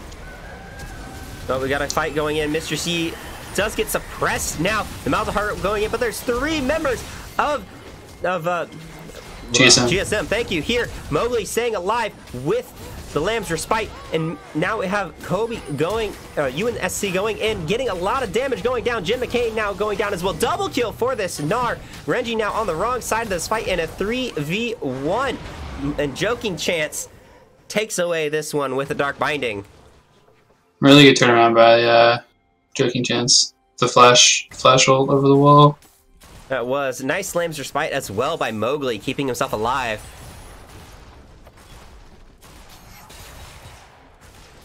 You know, unfortunately, you're not able to cast that on your teammates anymore, and it's just around yourself. Yeah, I played when that was a thing, and that was, you know, that was a little broken. It was cool though. Yeah, I don't know. I feel like that was poor design. It was. I mean, like, I like the way it is now. Like, that's the way it needs to be, but it's definitely still really cool. Or I think, like, maybe they could, like, if you hit, like, 11 stacks or something, it, like, unlocks, and, like, you can cast on other people or something. That'd be kind of cool. Like an upgraded ult or something. Like, everything else upgrades. Yeah, like, you mean, like, when you get to, like, Kaisa upgrades or Kha'Zix upgrades and things like that? Well, no, like how, like, her more stacks to get the more damage or spells do or whatever they do, but, like, if she gets, like, X amount of stacks, her ult becomes, like, targetable or something. Oh, that'd be cool. That'd be really neat. Benefit the people who know how to play the champion. Yeah. I don't think the stacks do anything for the ult at all. No, it doesn't. It's just damage and auto attack range, I believe.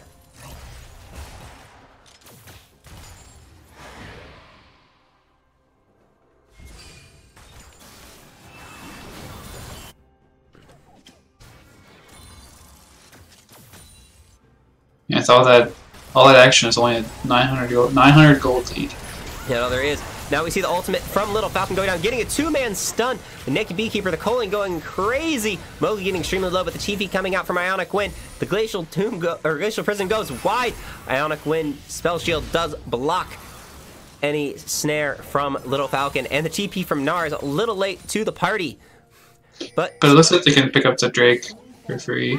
Yeah, it looks like they can. With UNSC there now, Mowgli jumps in the back of the pit, is safe. The rest of the team is going to protect him.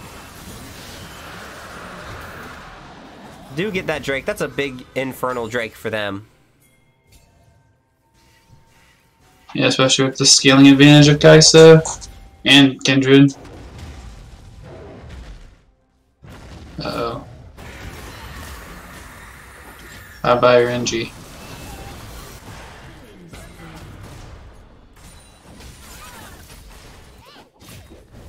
So Jin McCain now going in, gets the stun onto UNSC. Looks like he wants this fight, but UNSC now just dealing a bunch of damage with that Gnar passive. And good save by Ionic Wind. Ionic Wind, good job going up and helping. Now with Renji and Jin McCain down, Mowgli pops the Rift Herald in the mid lane. Looks like they're just going to leave it to pick up the tower.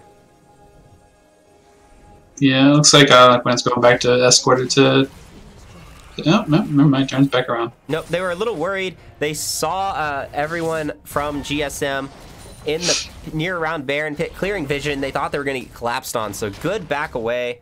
And then, of course, Ionic Wind decides he wants to go back in when they show themselves again clearing more vision.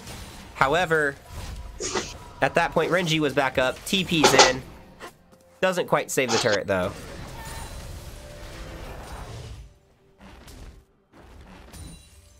And that guy is getting so awesome. It's cringeworthy for me. Oh yeah, I mean it's one of those like why but awesome skins.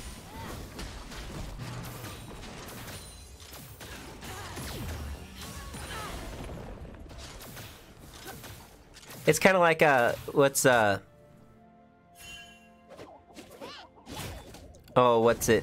I can't think of the name of it, but we'll get it in a second here. Jin McCain going in. It's like all those Earth skins, and you're like, just why? Oh yeah, yeah. I was just gonna say one, but I was like, I might as well just say all of them because they're all from that category. Yeah, the Namati. Oh, the whiff of Mr. C. No. Oh, the flash. Get good flashes though, and good stuns. Ionic Wind on the back side. The getting stunned up. The Sejuani doing a lot. The flash being forced by the global ultimate from Renji, but he gets the flash in, and the Q going down and gets the kill. And one thing I didn't notice at the beginning of the game is that Mr. C has electrocute on Sejuani. Yeah, it is. That is a very aggressive thing for a Sejuani to take.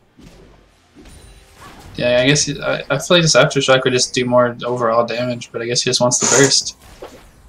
Yeah, Aftershock is a little bit better, especially with the Sejuani passive. Oh, Joking Chance though, good in your root. A lot of burst down from Naked Beekeeper.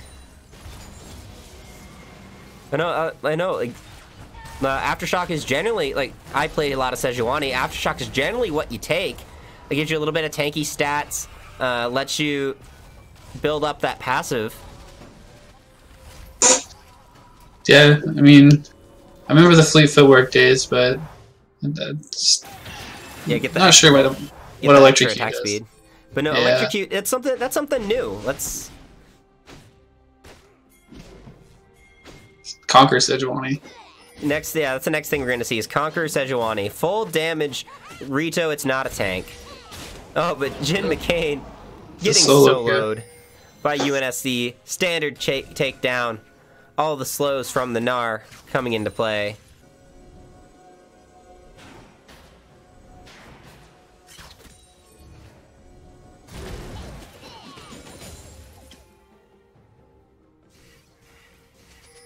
Now we see all 5 members, well 4, Mowgli going back to the mid lane.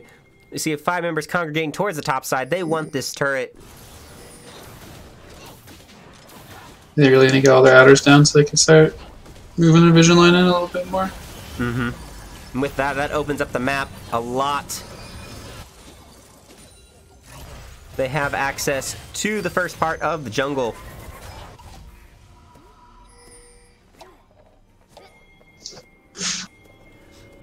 Looks like they know Mowgli is trying to get some sort of yank in. Good dodge, though, with the leap, dodging the Glacial Tomb, but Mr. Shi is coming in, moving fast with the Dead Man's Plate. Doesn't get the auto attack off, though. Good black shield as well, and Mowgli now slaying Mistress Yi. The Nico clone fooling everyone for a little bit. Jin McCain with the counter strike jumps in, gets the stun onto the Kaisa, but the suppress going down. The ultimate from Little Falcon not doing a whole lot. Mowgli popping the Lamb's Respite, keeping himself alive, and now Little Falcon going down. Man, that was a massive ultimate by Little Falcon. Fortunately, just couldn't finish anybody off. It was a great idea. It was just unfortunate. Mowgli saw the opportunity, got the Lamb's Respite down.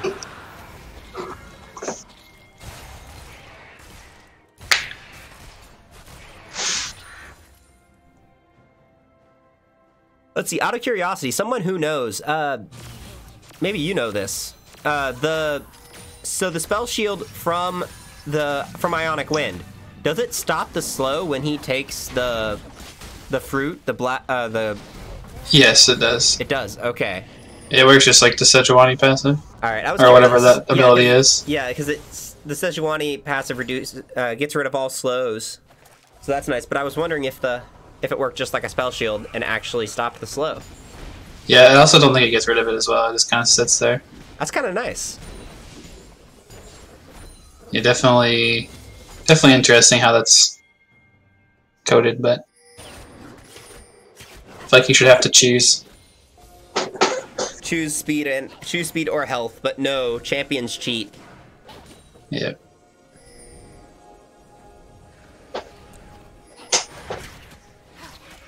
Now we see Kings of Baron clearing out this Baron vision. It's the only objective up for a little while.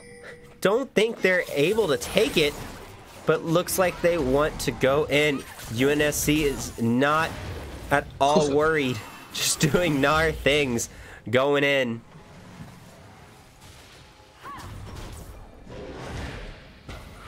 Dark Binding does go down. Gets tagged with W. Little Falcon throwing the fake self in again.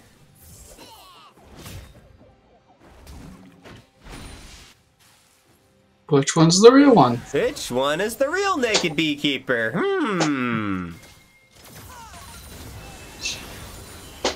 It would be kind of cool if it like did like fake press the attack stacks too. That would be nice. There's a lot of things it could do with that. Yeah, like fake. Yeah, the only problem with that is like you wouldn't be able to tell if it was the real press the attack stacks, and then you'd have people healing, and then you have people saying it's broken. But engage in the bot side. Good stun allows for a 4-man Galio ult knock up. The Lancer Respite does go down though, keeping everyone alive. Unfortunately, no, the team is not in the middle of the Respite, and everyone goes down. Joking Chance gets a good binding onto Naked Beekeeper, but it is QSS'd. He runs into the bush, but draws vision again with the auto attack, and there's the clean ace from GSM. Wow. Well, that turned drastically. That was just really unfortunate. The Lambs Respite, really good use of it by Mowgli, but his team stepped just outside of it, and we're killed. Should be a free Baron for GSM. We got a TP in the backside. They know it's coming. This is from UNSC. He wants to try something. Getting damage in the backside. He's trying to dissuade them. We got TP from Ionic Wind as well. Everyone jumping in, but he gets taunted and stunned. Ionic Wind, though, has slain Master Yi on the backside. Looks like he wants to go back in with no smite, and he steals it! He gets the steal. The suppress going down as well, allowing Fargo to join the fight with the ultimate. Oh. And now Little Falcon going down as well. What just happened? That's what you call a CLG Baron right there. That is that is from a Baron, free secured Baron to what? Classic. I'll be the one to say it. Classic GSM plays right there. This is where you all chat. New jungler, please. Better jungler wins or something similar. Better jungler wins. New jungler, please. Jungler can't smite. Yeah. Fortunately, it is offense he was dead, but you're still a jungler, so you're gonna get flamed. Yep, you're gonna get flamed for that one. And that's just really unfortunate. Great turnaround, though. Really good play there on the side of Kings of Baron. They are the kings of it, so. Yeah, they are. You can't expect anything less.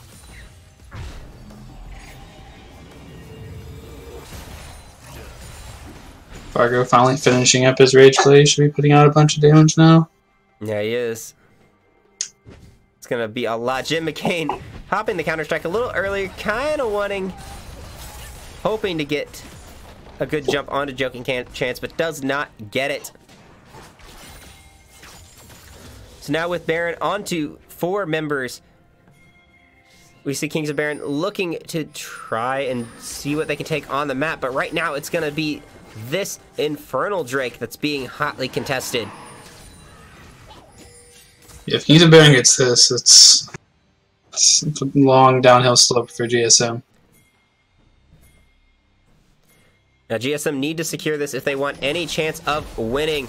Mowgli getting stunned, goes in. The Laser Sprite does come down before the stun. He manages to stay alive. Jin McCain survives through the suppress, but goes down to the Gnar. Now shut down from Galio. And we have Naked Beekeeper going in the back side. Galio only knocks up 1 with Joking Chance, but it is now a 3v2. How is Mowgli still alive? Holy. Mowgli, he survived through the Lamb's Respite, and then UNSC body blocked the culling. Oh, man. That was a fantastic move from Mowgli. I don't think UNSC did that willingly. I think Mowgli just kind of was like, yeah, I'm going to hide.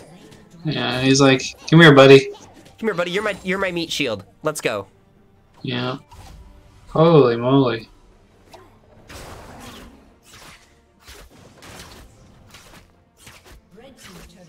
Well, that allows for a lot for this Kindred. Gonna go pick up, I'm sure got a stack in that fight. Gonna pick up another stack here from this wolf camp. He has to be at 4 stacks by now, right? Has to be. I'll say let's go find out. We can do the findings here. Oh, let's just go back to base because he's gonna go back to base. There we go. Perfect. It's got 10. No, 10. that's 7. Oh. That's 7. The little we're looking at this one right here. It has 7 completed 7. hunts. So he has the double upgraded range. Yes. So this is gonna be we're gonna just leave that right there so we can keep seeing how many marks we get throughout the rest of the game.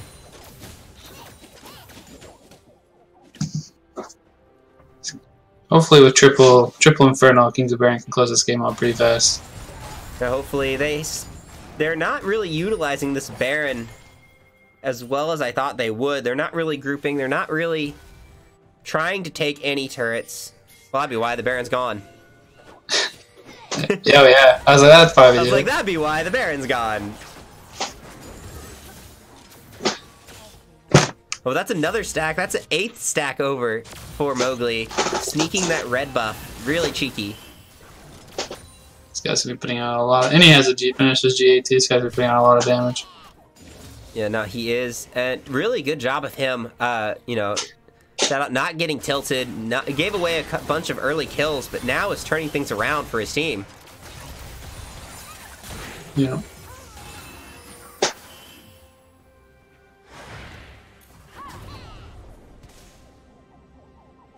Only bad thing for Kings of Baron is that their siege is absolutely horrid. And no, they almost have to wait for the next Baron to be able to do anything. Little Falcon has a lot of wave clear. Naked Beekeeper with the double passive is able to clear waves really quickly. Yeah. Jin McCain just farming up his spear. Yeah, someone needs to go back to take care of that. And we see UNSC trying to do that right now.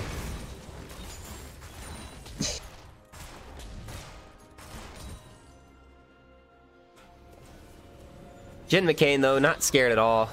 It's like, I'm just gonna, you know, take these Krugs while I'm at it. While I wait to see what happens and people go where. He has to be really close. I feel like he's been sitting on BF Sword, Genlo Gem for a while.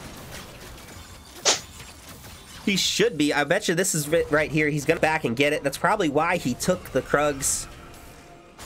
Nope. Nope. Nope. Another longsword. That's rough. Still not quite there.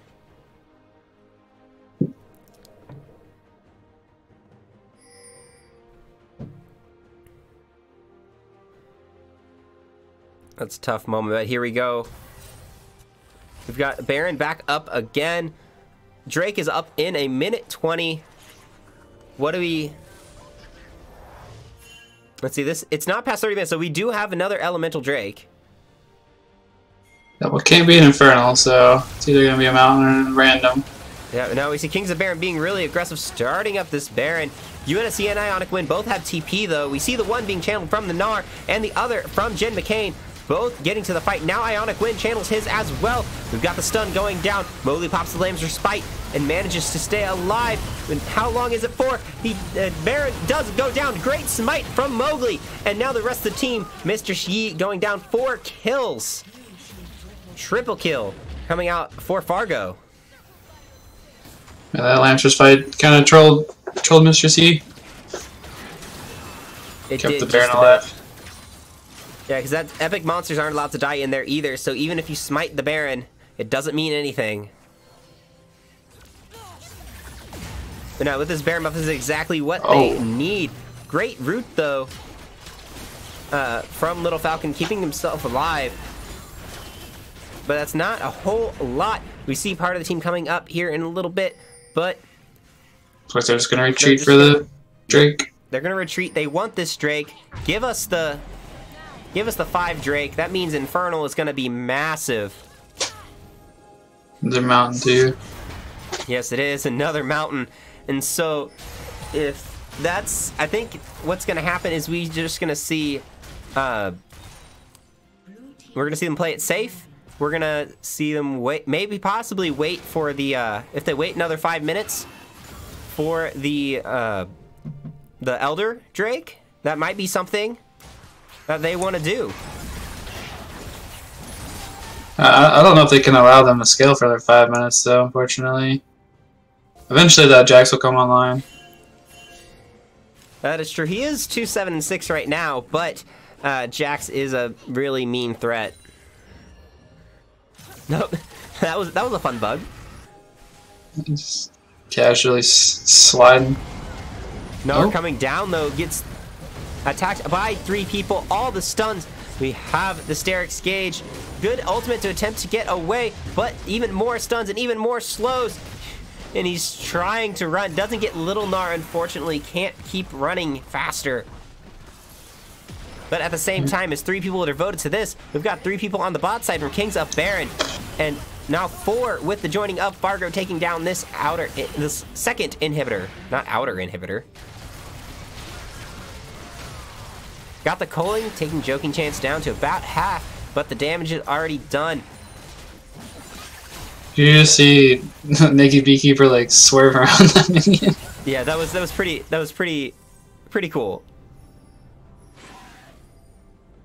It's like, I got it, guys.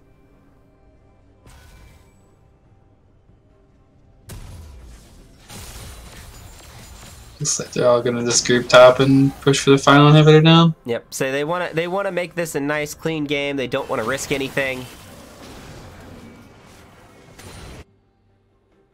Buffs going over, everything happening. This Kindred at 11 stacks. It's gonna do a lot of damage.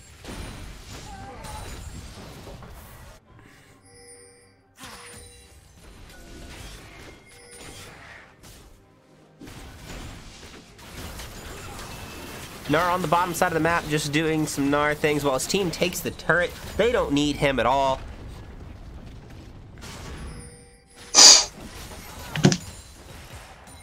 Sticking around though, Gnar is on his way as minions crash into the bottom of the base. The Glacial Prison goes wide though. Joking Chance Black shields himself to make sure he can get away. And now someone's gonna have to retreat and deal with those minions in the base. Yeah, that's slow and steady for Kings of Baron at this point. So even with the excellent wave clear, no one's going back. Base is being destroyed right now.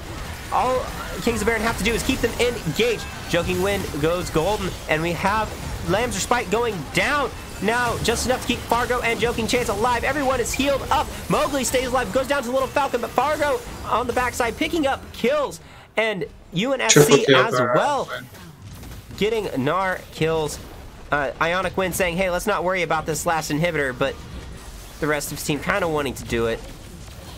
Turning now onto the Nexus. They get the win. They get the game. Wow. Nicely done, Kings of Baron. Nicely done, Ionic Wind, for stealing the Baron. Yeah, he did do a really good job of that. Is that where you're giving your MVP? Yeah, I mean, that was the entire game changing right there. Yeah, it I was. feel like if TSM got that, it was just completely opposite direction. Yeah, it was. It's like, because I was leaning between UNSC and Ionic Wind, but I think I'm going to have to give it to Ionic Wind as well. Really good play for him.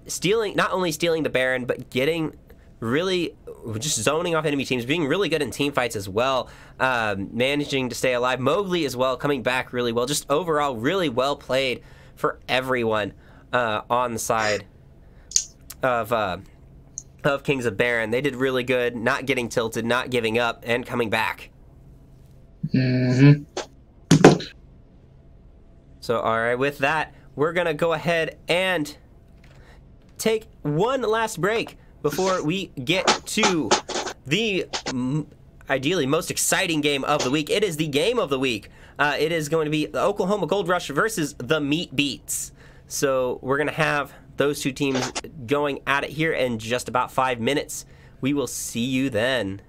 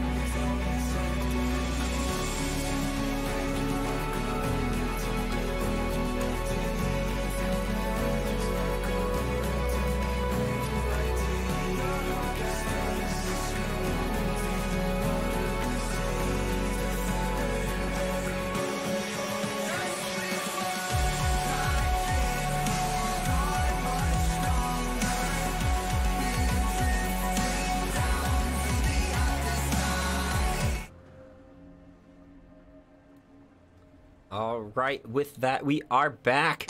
Got our last game of the week coming in. It is the game of the week, and it is the Meat Beats facing off against OGR. So we're going to jump right into that. Keep going. So on the blue side, we have the Meat Beats. TransVR playing Poppy in the top lane. Black GTO in the jungle on Sejuani. Seismic playing Ari mid. And Biscuit Titchbit on Lucian with Spoon Crush as Zyra. And on the red side, we have Love Stories playing Trundle. Totolor playing Rek'Sai. Dylan playing Vlad. And Whitus and... Does that say welcome? Unfortunately, I can't quite see that. Yeah, playing Alistar in the bot lane. Yeah, a little bit of trading going on now. Love Stories and TransVR going at it. One corrupting pot from each. TransVR getting a grasp stack out of that. So, you know, a little bit of a worth for him. Yeah, but should usually be able to reset and act like nothing happened. Yep. So out of that, really what we see is that TransVR got an additional grasp stack out of that. So I'd say that benefits him. Yeah, I mean, I was like 4 health, something like that. So it's only 4 health, but it's still a little bit of health. Okay.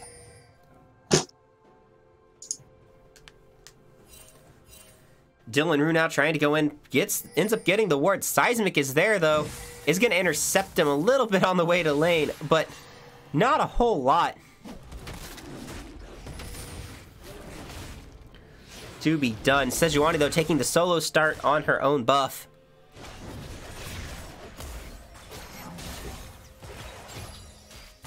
And it's known, too, which just is really scary. The fact that it's known. Sorry, I completely zoned out. Yeah, yeah, it's kind of interesting that he started red side and didn't start bot side and get a leash just for faster clear, especially against someone that's going to scrap with her early.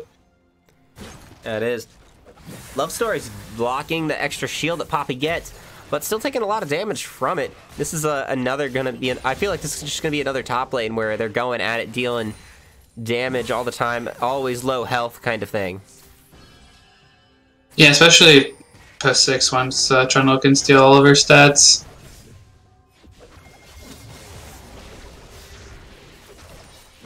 Looks like Poppy's going to run into Totaler bot. Oh, no.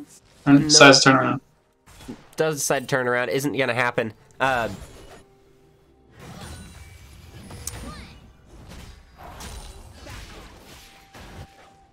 not a whole lot going on. Sejuani doing a decent job of clear, keeping up with the Rek'Sai even without the leash. Does spot Rek'Sai out too. Yeah, looks like she's just sacrificing both crabs for a full clear.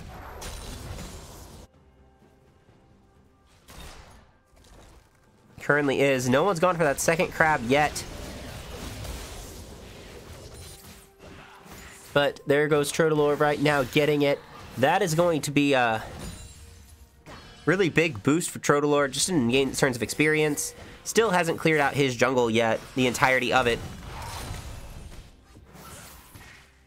Yeah, Black GTO should have the experience lead for a little bit, but once Trotalor decides to loop back around in his jungle, he should exponentially catch back up. Yeah, no, he should catch back up. It shouldn't be too big of a problem, but Trotalor should get an early level advantage.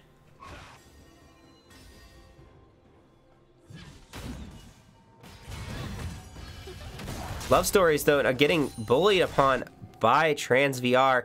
He still has one last corrupting potion stack, which he is going through right now, but the flash under turret, and the pillar is not enough to stop him, and Love Stories goes down, but gets the return kill onto TransVR. Yeah, unfortunately, I think that was more worth for Love Stories than it was for TransVR.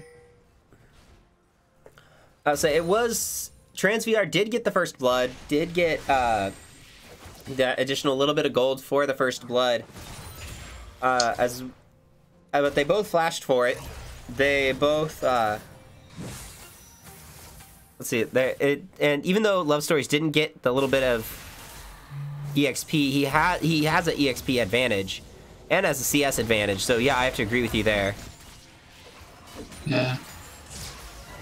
I think Poppy could have saved her TP and just walked back to lane, but If she did though, then she would be really far behind in level because now she's just hitting level 5.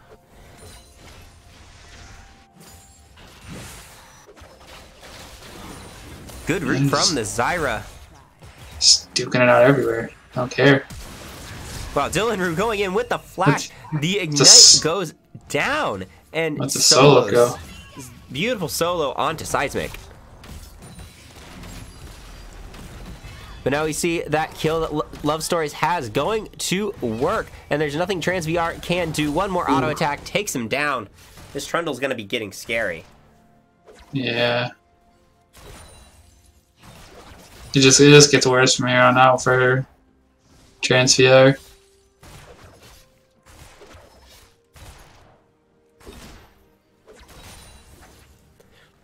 Now, so I don't remember. For some reason, I don't remember Welcome being the name of the OGR support. Was that a name change? I believe it's either that or it's just a sub. I don't remember that name at all.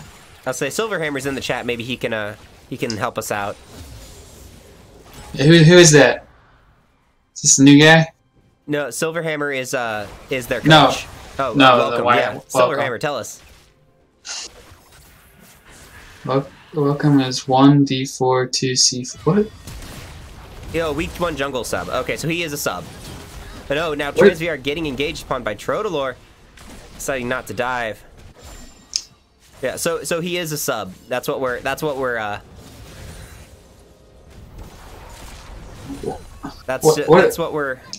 at. Is we're making sure it's a sub and not a name change, because Yeah.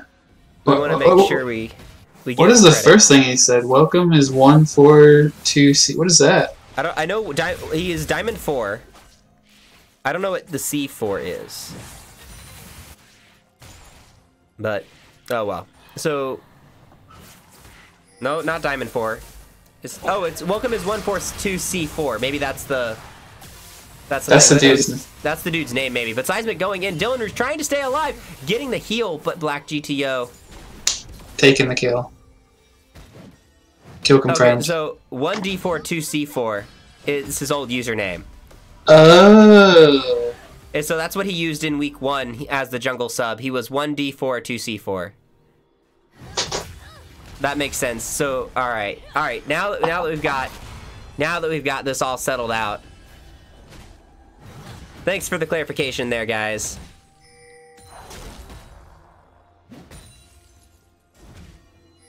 All I got out of that, he's better than me. That's all I got out of that. All I got out is that he's really good. TransVR, though, taking a couple of turret shots, getting a lot of damage, though, onto Love Stories. That early Mountain Jake.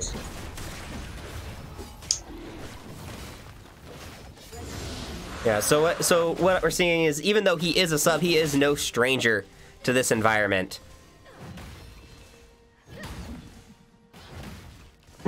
So good on him coming back, being a part of this once again. Welcome back, welcome.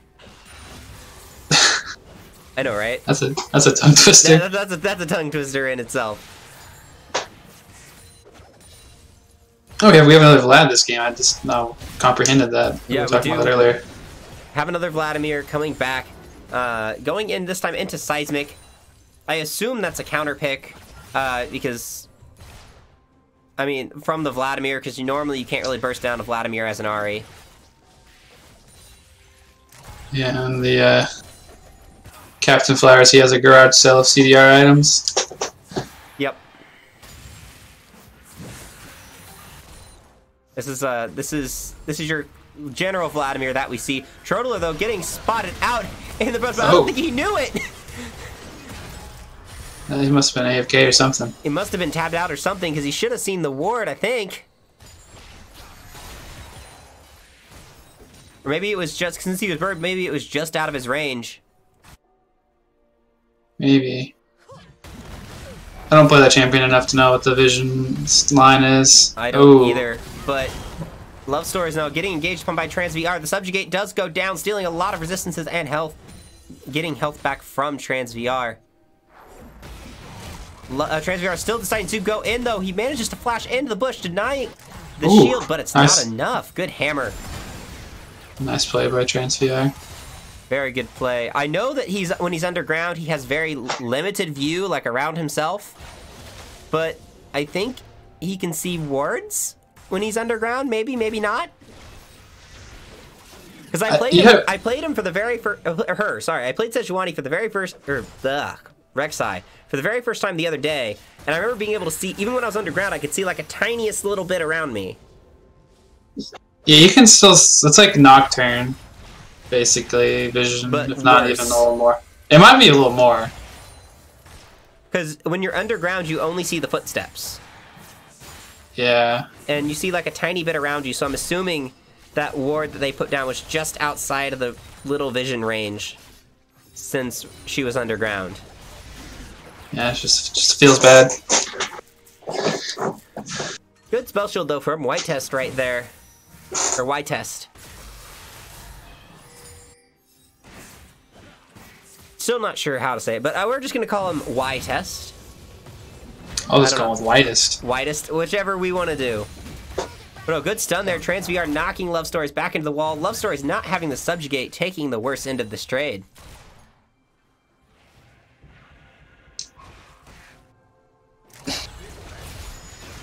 Looks like Love Stories just going full damage too, just doesn't care. Just getting the Revile and the ult for all his resistances. This Trundle does not care. I mean, there's a Sejuani and there's a Poppy on both sides. No, good block. TransVR blocks the Trodelor's dash in, but Trodelor is there now with all of the damage, and Love Stories gets another kill. Attempted flash out from Trodelor isn't enough. It goes down to Black GTO, but that gives a double kill over to Love Stories and a shutdown. Man. Top half of the map is just running at each other.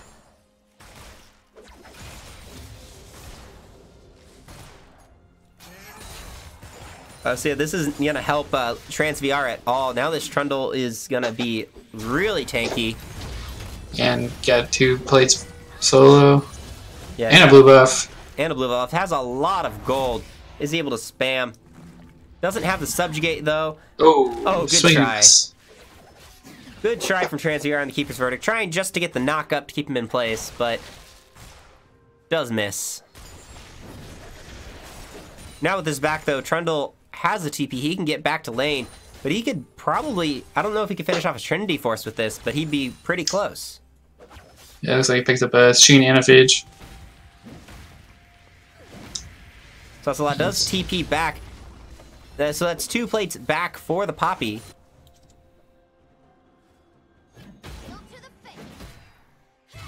TransVR running away, knows that it doesn't want any of this. Running into enemy territory now, though. Or running, that's back his territory, I lied. It's just, Trodelor was there. Solo on the Rift Herald. He's still there on the Rift Herald. Not necessarily. It seems like right now everywhere is OGR's territory with how much pressure Trodelor has been moving around. Yeah, it looks like TransVR just can't even stay in the same lane as Love Story now. Yeah, just... He's just getting tanked out. What? He tries to go in, sacrificing himself to stop the Rift Herald, but doesn't even stop the Rift Herald. And that's the first tower going down. The other side of the map, that is a Drake going down, but no one is going back to answer this Rift Herald. A little bit of miscommunication there, I think. If they're not careful, Rift Herald might just take the inhibitor. Yeah, no, we see Ahri now rotating over. Seismic is going to be there to get some damage, but there's not a whole lot that one Ahri can do at this point. Hasn't finished the Ludens. Looks like she's going to get the charge off, yeah. Yeah, it's going to get the charge off. That's about half the turret health of the inhib. And that is not good if you're the meat beats. Someone needed to rotate much faster for that. Yeah, luckily for them, that it slowly heals up, but Ooh, Turtle are getting caught out. Good charm there, as well as a stun from TransVR. Nicely done. Getting a consolation kill. Ooh, Zyre's root just whiffing right by.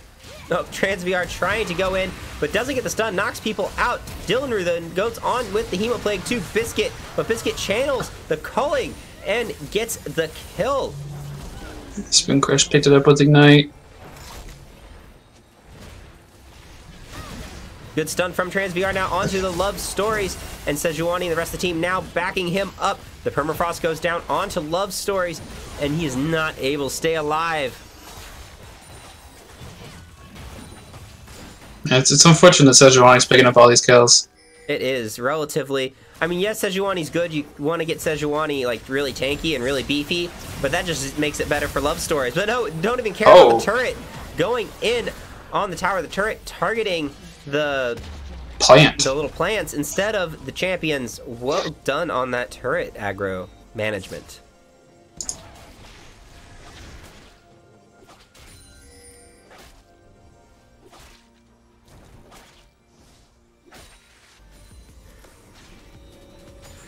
Oh, Seismic needs to be careful. Fortunately, wasn't alt-tabbed or looking map searching with this back, because he's had to stop it twice now to run away. Must have just needed to change his music real quick. Ooh, Spoon Crush. So close.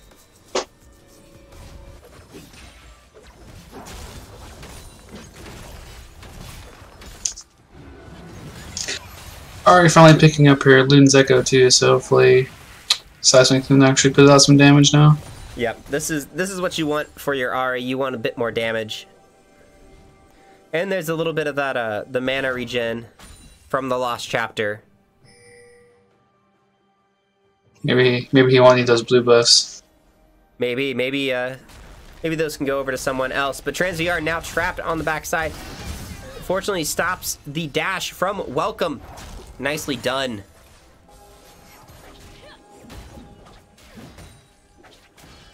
Now there was Spoon Crush just doing a little bit of vision battle. And now, oh no! They walk into three people. The flash from Trottler gets the knockup, and Zyra flashing away. It's not enough. Zyra goes down. Face checking into four of them. Unfortunate face check there into the four people. OGR pick up 2 free kills. Swinging the gold back in their favor.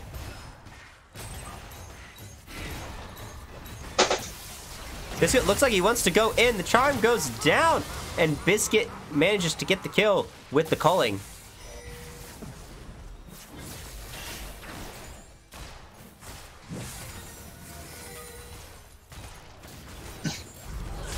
Turtler going in, but good knockup from Sejuani.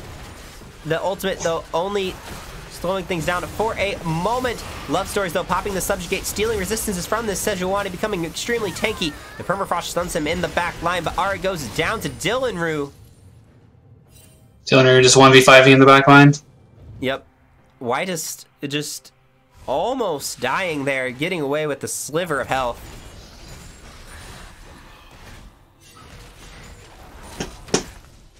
This game is absolutely crazy.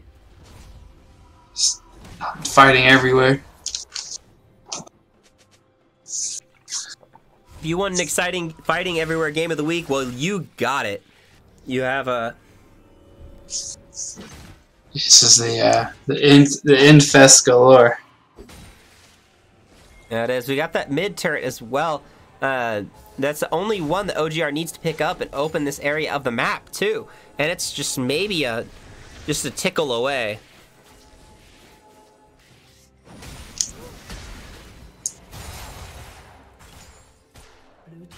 And there it goes right there. Going down black, GTO not responding to it fast enough. Taking his camp rather than saving the turret.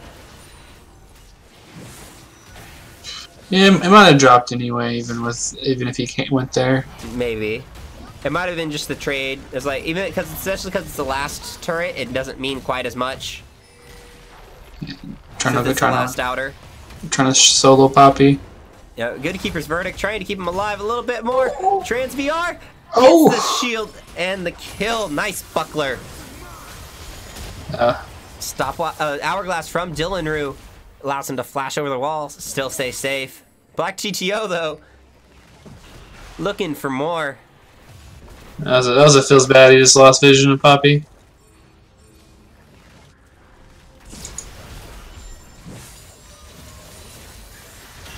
Sharp from Seismic Sharp forces the Sanguine Pool from Dylan Rue. Good dodge. Unfortunately, they're not going to be able to capitalize on it.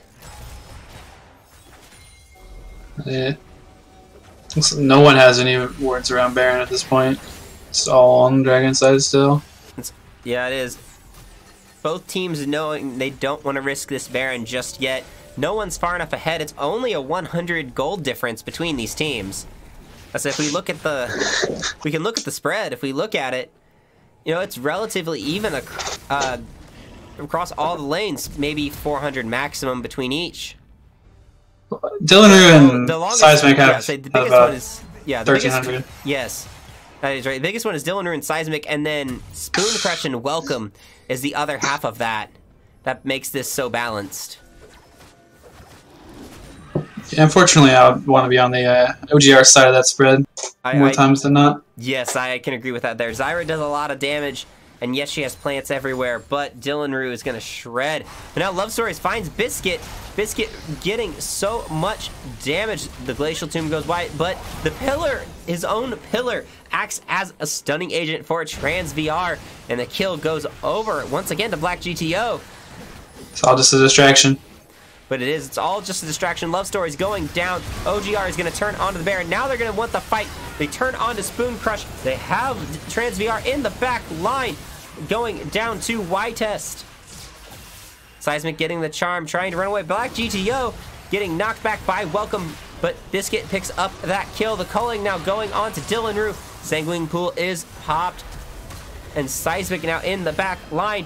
Dylan Rue uses Hourglass once again, trying to get to the back line, trying to get Biscuit, not able to do so. All in all, not a bad trade for both teams. I'll say Baron was averted for the moment. However, we now have a fully healthy Love Stories jumping into this back line, and with Welcome coming up here in just a couple of seconds, the OGR is free to take this Baron. Yeah, he's such a Wani and Lucian are in the area, though. It's not a whole lot they can do. Troller going in the backside, soloing Biscuit. Black GTO now has the ignites and gets there's a shutdown onto Dylan Rue now. But once again, Baron averted. Let's go in. Trans VR going in a little bit greedily, getting extra damage. All the CC, uses the stopwatch. Little questionable. He's gonna die.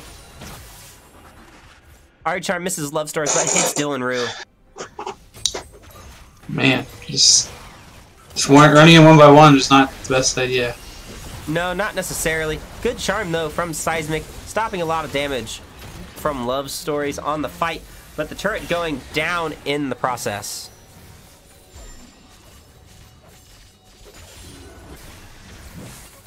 Well, at least they stopped the Baron, so that's probably the most important part.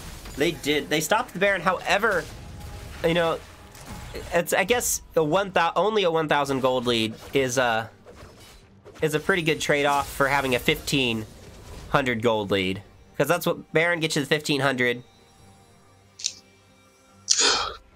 So 1,000 is a pretty good trade-off, but now it's 2,000 with all the resources that have been taken up. Yeah, with the Elemental Drake coming up, though, could be something that the Meatbeats look to gather around.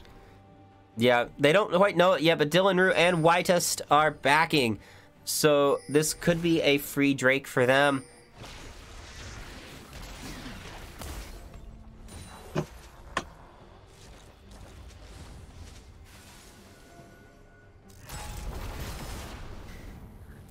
So the Meatbeats being careful. They don't necessarily know where the carries are. They know Y-Test has showed mid, but other than that, they don't know.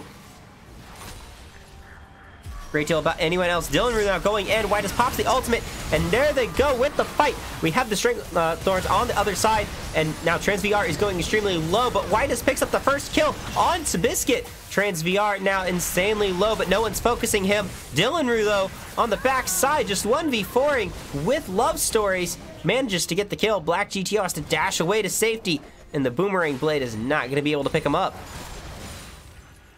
Yeah, and unfortunately for the Me Beats, the Dylan Rue is just way too strong at this point. Yeah, definitely did a lot in lane, got ahead. Yeah, we have Seismic is catching back up in farm, but only 1 kill to 8 kills is the gold differential for Dylan Rue. And with this, they don't really need the Baron. They can just go push in for this turret and run away safely. It looks like they're going to reset now, and more than likely going to go back to the Baron, I would assume. So there is a ping over there. I assume that's where they're going to be heading next. Nice, safe, easy victory with Baron. Of course, that's what GSM thought, and then things got turned around there as well, so we have to see what's going to happen. Yeah, I mean, with balance on both teams, you know, either team could just rush it down as fast as possible. TransVR needs to come and help him out. No, it turns out he does it on his own, but TransVR now going in too deep. Wants to get a piece out of Trodelor, but Trodelor's Conqueror doing a whole lot of damage. As I say, Trodelor got the best of that one. No, once again, though, Whitus just getting out with just a sliver of health. Blue bow summoners, though, no flash or heal on Severe, so that's a big deal. Yeah, that is going to be a really big deal for this Baron fight. Because I assume that's going to happen here relatively soon. Yeah, the next big fight is guaranteed Baron for either team. I say with the 5K gold lead, we're gonna almost 5. We're gonna see OGR want to force that Baron. They're gonna want to do a Baron dance, force the fight out, and looks like they've already started it. Trodelor is already going for it. Yeah, this is gonna die so fast. They're gonna shred through this. Yeah, and I know what's happening, but they're not gonna be able to get there in time. No, they're not. They have to dodge out. Dylan Rue on the side, zoning away the rest of the team. Welcome goes in and stuns up TransVR. Keeper's Verdict, though, knocking away Whitus. This could be what they're looking for. Unfortunately, on the backside of the fight, Dylan Rue takes down the Lucian. Biscuit just not able to do anything in this fight. Dylan Rue doing so much to zone him off. Good flash there, but it's not enough. The dash from Trodelor with the ultimate, getting the kill. Now it's down to Black GTO, doing his best to try and stop anything, but I don't think he can. Baroned up minions, Sejuani can't really do anything against them. Yeah, unfortunately this looks like the final push for OGR. This looks like last stand. OGR is going to do their best, try and get as much as they can. Black GTO pops the stone plate, trying to stay alive as long as possible. Spoon Crush, though, on the backside. Now, Dylan Rue, once again, zoning off Biscuit and Spoon Crush, and still stays alive as a result. Both towers are now down, and the Nexus is being wailed upon, and that gives OGR the victory.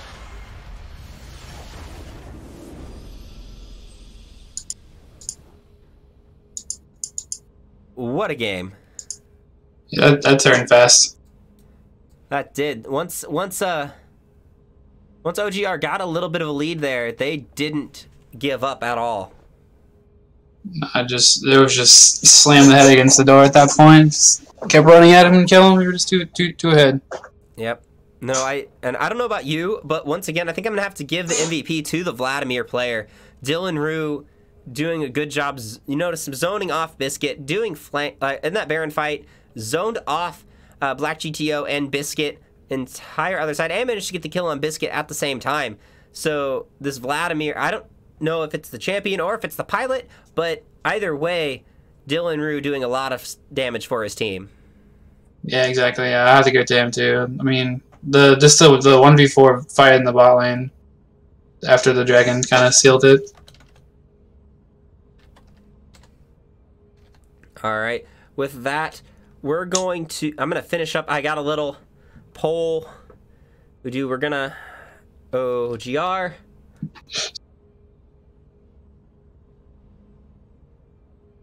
We're gonna... Can I get this? Can I just, you know, not have to sign in? We'll just do this.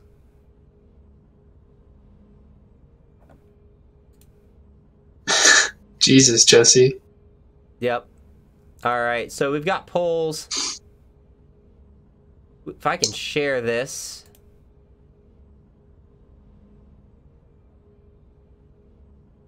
Do.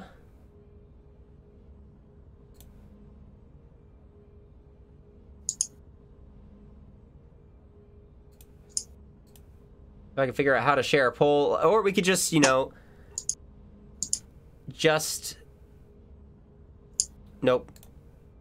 I don't know how to share this. All right, so let's just ask the chat in general. Normally we do some kind of poll where we ask like the chat who they think player of the week was, where we pick from our 4 that we've selected.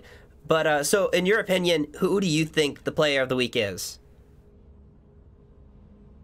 To be honest, I don't remember who the player of the games were. So we had Midnight Slushy on the Vladimir for Sensei Squad. It was Dylan Rue again on the Vladimir here for OGR. We had let's see, let me pull up the other. If I see the names of the other teams, I might be able to remember. It was Schmet and Team Name Here. We had Rar and Reptire from Team Name Here on the Cho'Gath. And the last game was Kings of Baron, Ionic Wind on the Malzahar. I'm probably gonna have to go with the Ionic Wind, just because he single-handedly probably turned the game for him. I know, the triple kill and the steal on the Baron. Yeah, I have to agree with you on that one. That single-handedly turned the game around, gave his team the win. It was back and forth, back and forth, back and forth. That play right there clenched it for Kings of Baron. Yeah, exactly. Yeah, so well done. Nicely done for well done there for him, securing that win. Ionic Wind, you are player of the week, platinum capped. Well done. Woo! So give him the trophy. Yep, give him the beautiful trophy and bragging rights going into next week.